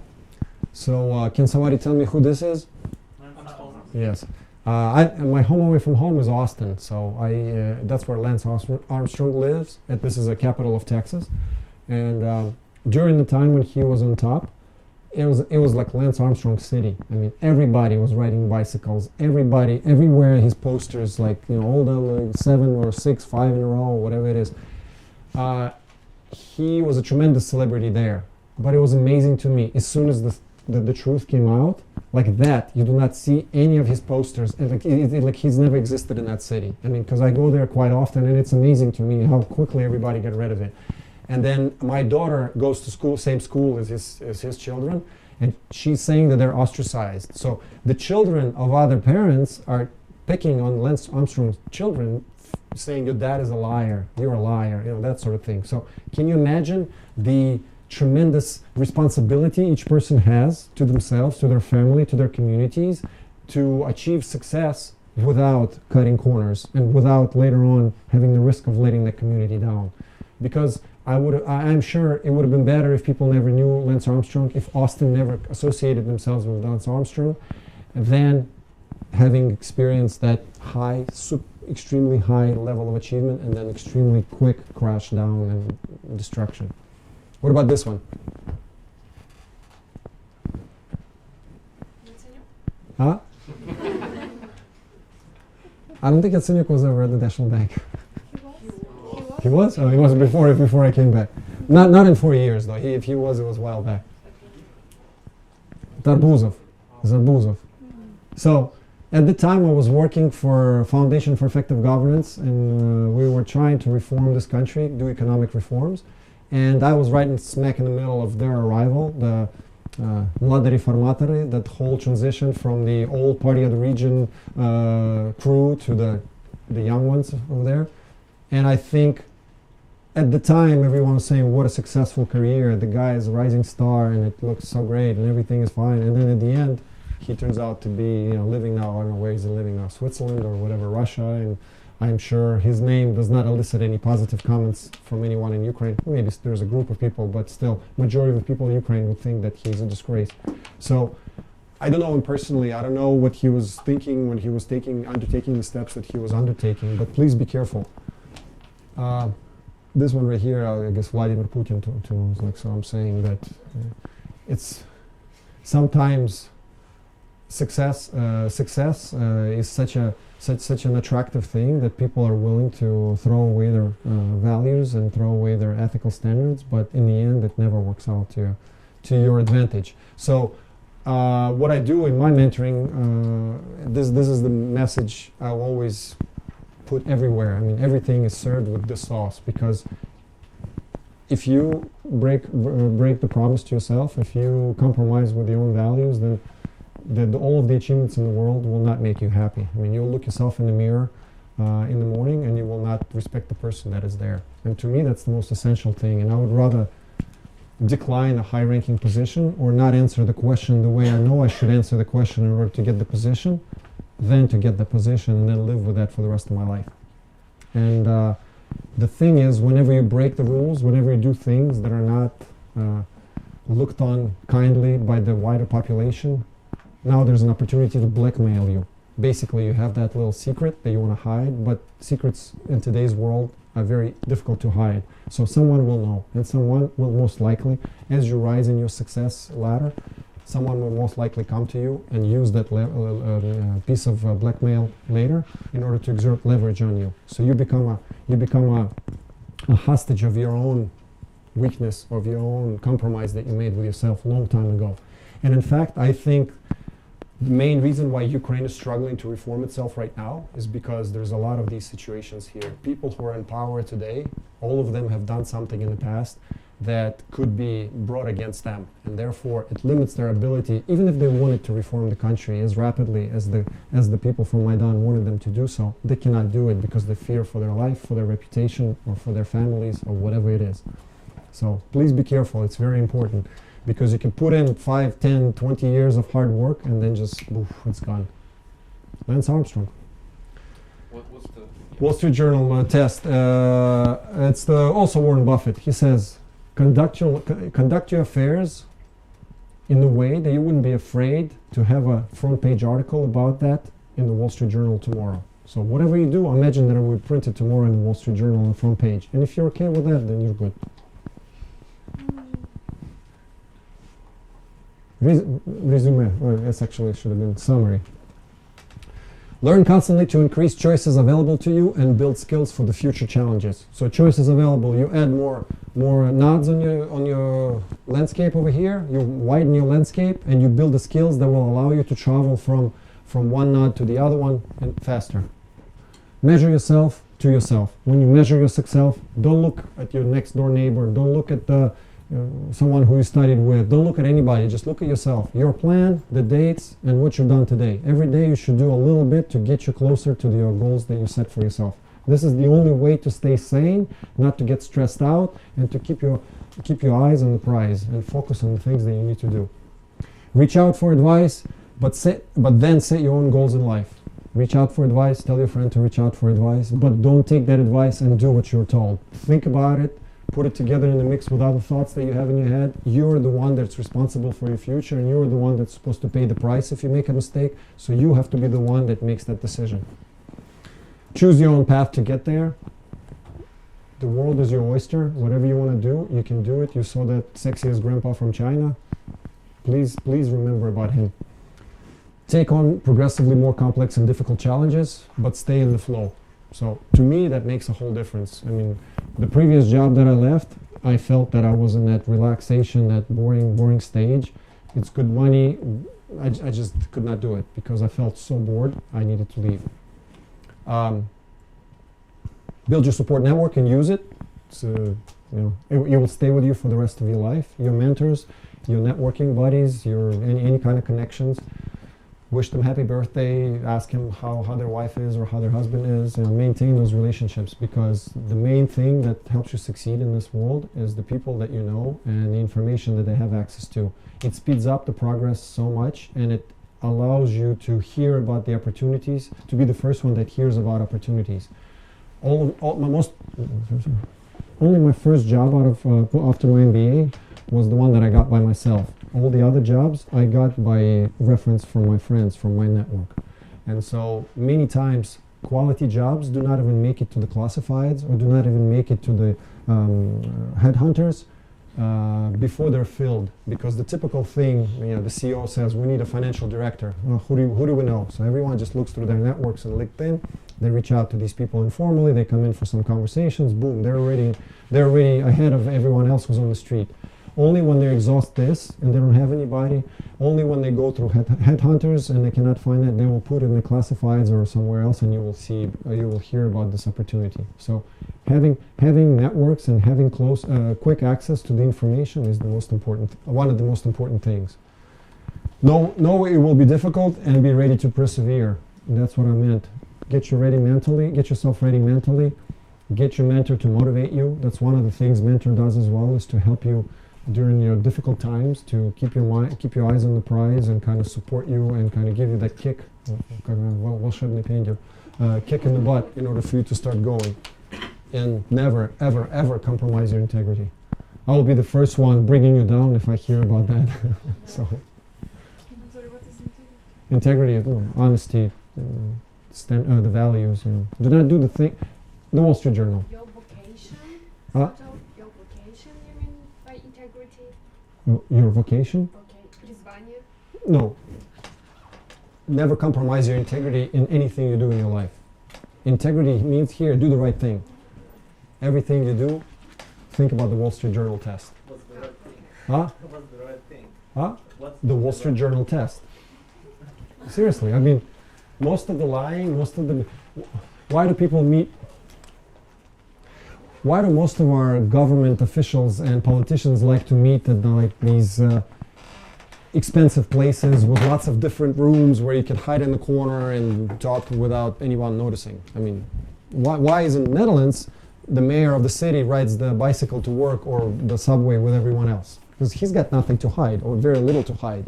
These guys probably have a lot to hide, and that's what I mean. Our politicians would not pass the Wall Street test. Probably out of 365 days a year, maybe 5 days they could pass the test, the rest of it they could not. I don't have proof of it, but that's my intuition. Their values, their beliefs, it's fine. No, it's fine, but if they thought about, okay, what I do and what I say here is going to be in the paper tomorrow, that's fine. They could have their values. Let the voters, let the constituents know that. Share those values with them. If they're okay with that, then we'll get up and we'll move to another country where majority of the population does not share those values. But I assure you, if they share those values with the wider population, nobody would vote for them. Okay. And this is my favorite quote. I want to part with it.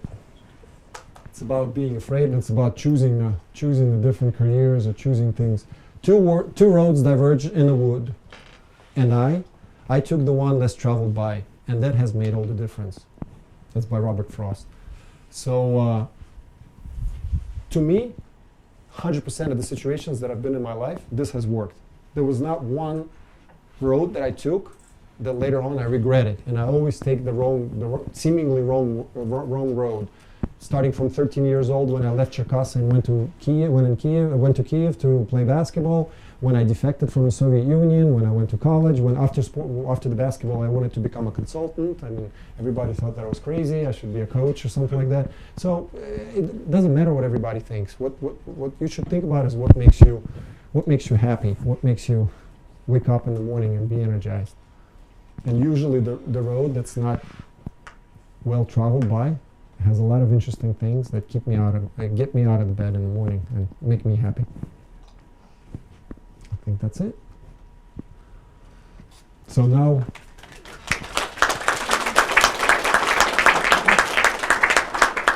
if you have general questions and if you want to discuss it in more detail, I think we have some more time. Maybe 30 more minutes or something? Yes. What do you think about the force of will? The what? The force of will. Force of will. It's a very general question you ask. What do I think about it?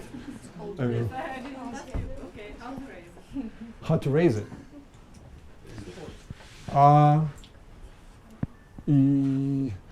Most of the time, I think people do not have the willpower to do something, or the force of will is when they're choosing the wrong thing, when they don't have the passion about it.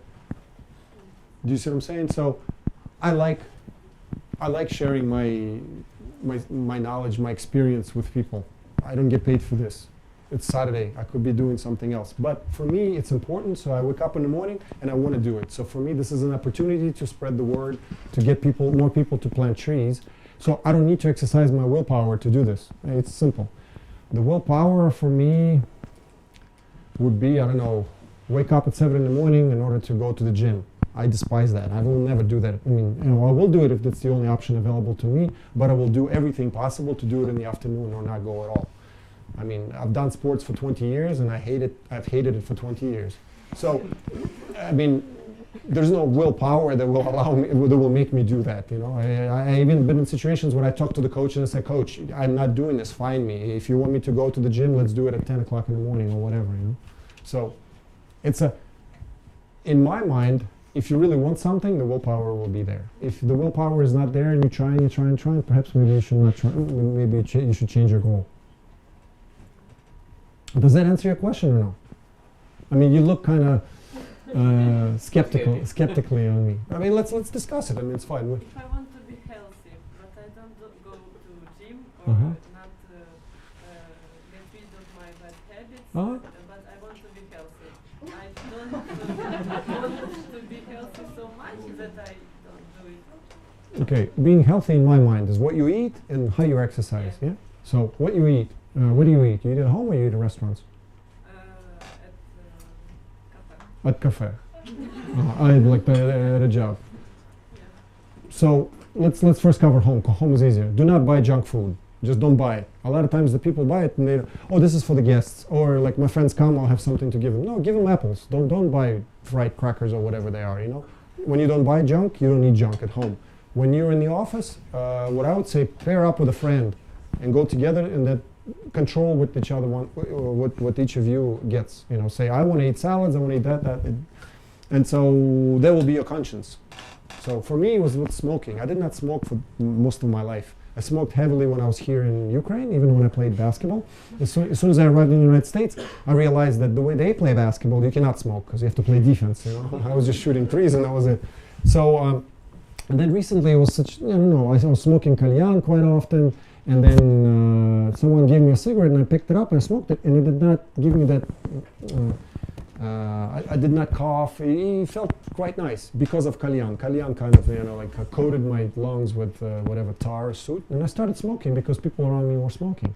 And then at some point I realized that I cannot, you know, this is stupid, I should not do it. But it was difficult to stop. I mean, even like I like to think I'm an athlete. If I say I'm going to do it, I'm going to do it. I could not do it until my daughter made fun of me. Not fun, it was like, because I like to live healthy as well. I eat salads, I exercise, and she said, "Dad, you're a hypocrite. Why are you smoking? You eat all those salads. Who cares about the salads? Stop smoking." And I mean, I kind of said to myself, well, you know, I just wanted to illustrate to you that even such a strong willpower person like I am could succumb to peer pressure. And all my friends are smoking, so I'm smoking as well. But this is not a good thing to do. See how bad it is? Even I can succumb to that. Even though it was partially true. But so that was the motivation for me to stop it.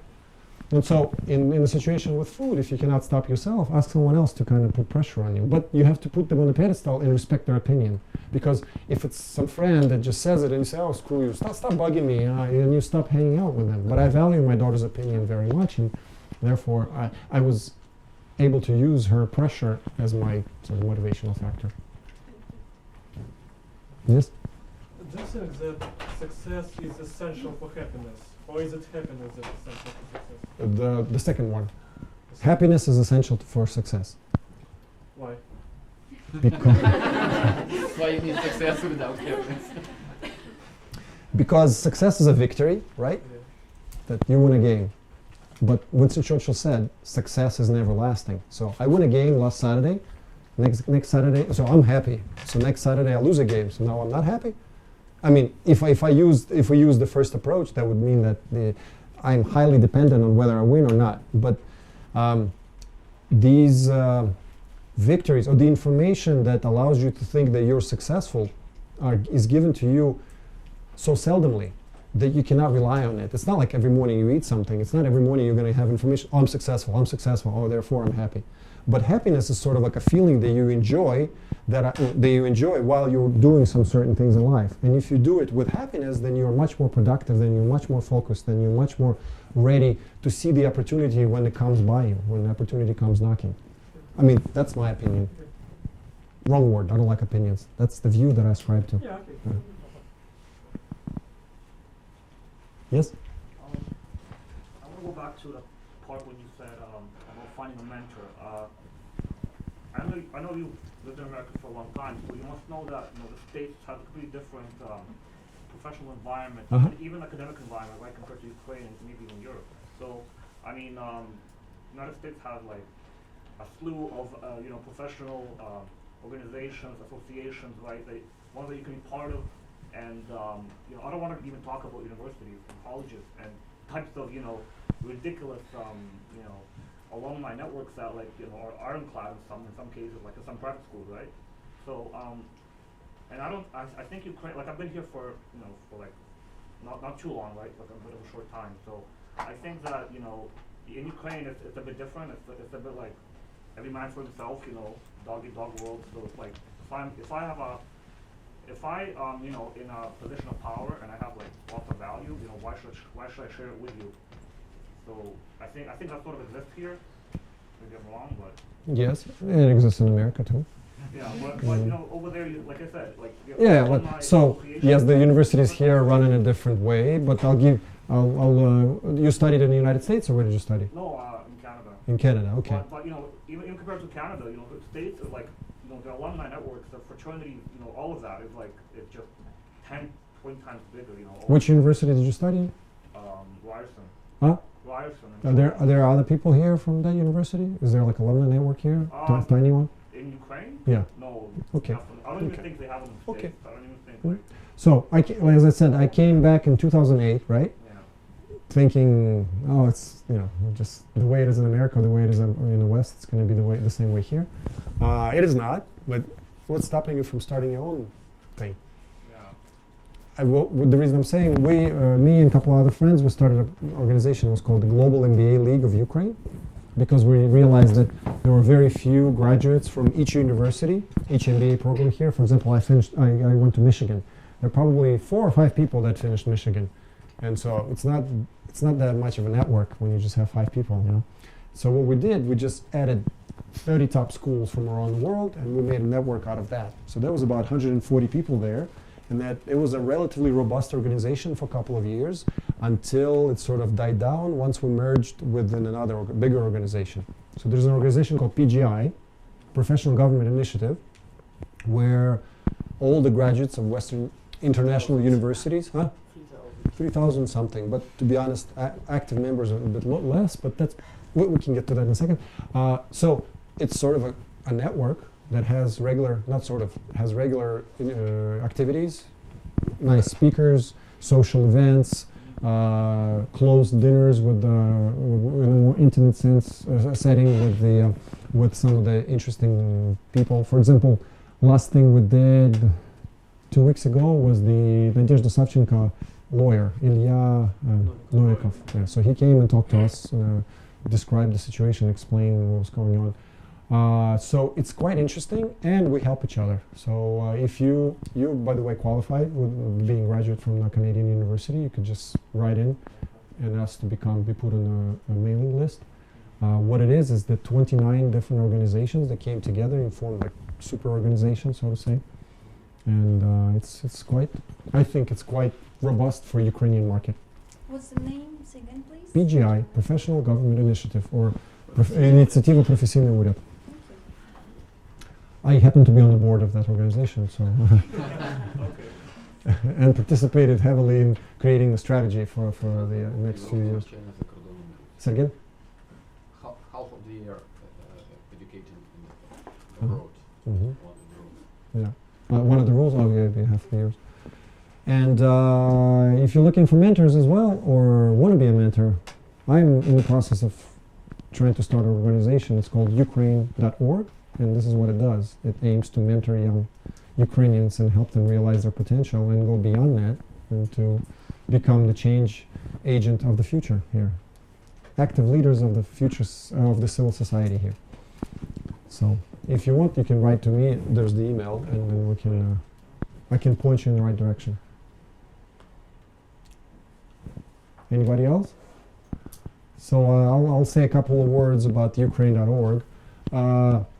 If you are taking to heart the advice about finding a mentor, please write to me on that email, and we will try to identify first whether you qualify to be a mentor yourself. Maybe you're super experienced and you can actually help somebody younger than you. Or if you're wanting to be mentored, we will pair you up with a mentor, who is most likely will come from the PGI, because we value very much people who lived abroad, who conducted their lives for at least a little bit according to the value sets of the Western societies, the democratic values, where it's transparency, equality before the law, where people don't throw trash on the ground, where people don't break the rules and things like that. We feel it's an essential distinction, and we hope that people that actually thinking that way would congregate and interact with each other in Ukraine and contribute to creating the critical mass that would finally push our society as a whole towards more Western mentality, towards more Western set of values. It's a slow and arduous process. At times it seems like we're moving really fast, but at times it seems like we're spinning wheels in place or even going backwards. So any involvement from you, any involvement as a mentee or a mentor or volunteer, we plan to do projects in the future that are aimed at raising the awareness among the voters, teaching them how to vote properly, how to vote not for Grechka, but to vote for the future of their children, that sort of thing. And so the more of us will be there, the better. So write to me and we'll figure out how can we be useful to each other. Okay? All right. Well, thank you for coming. I appreciate it.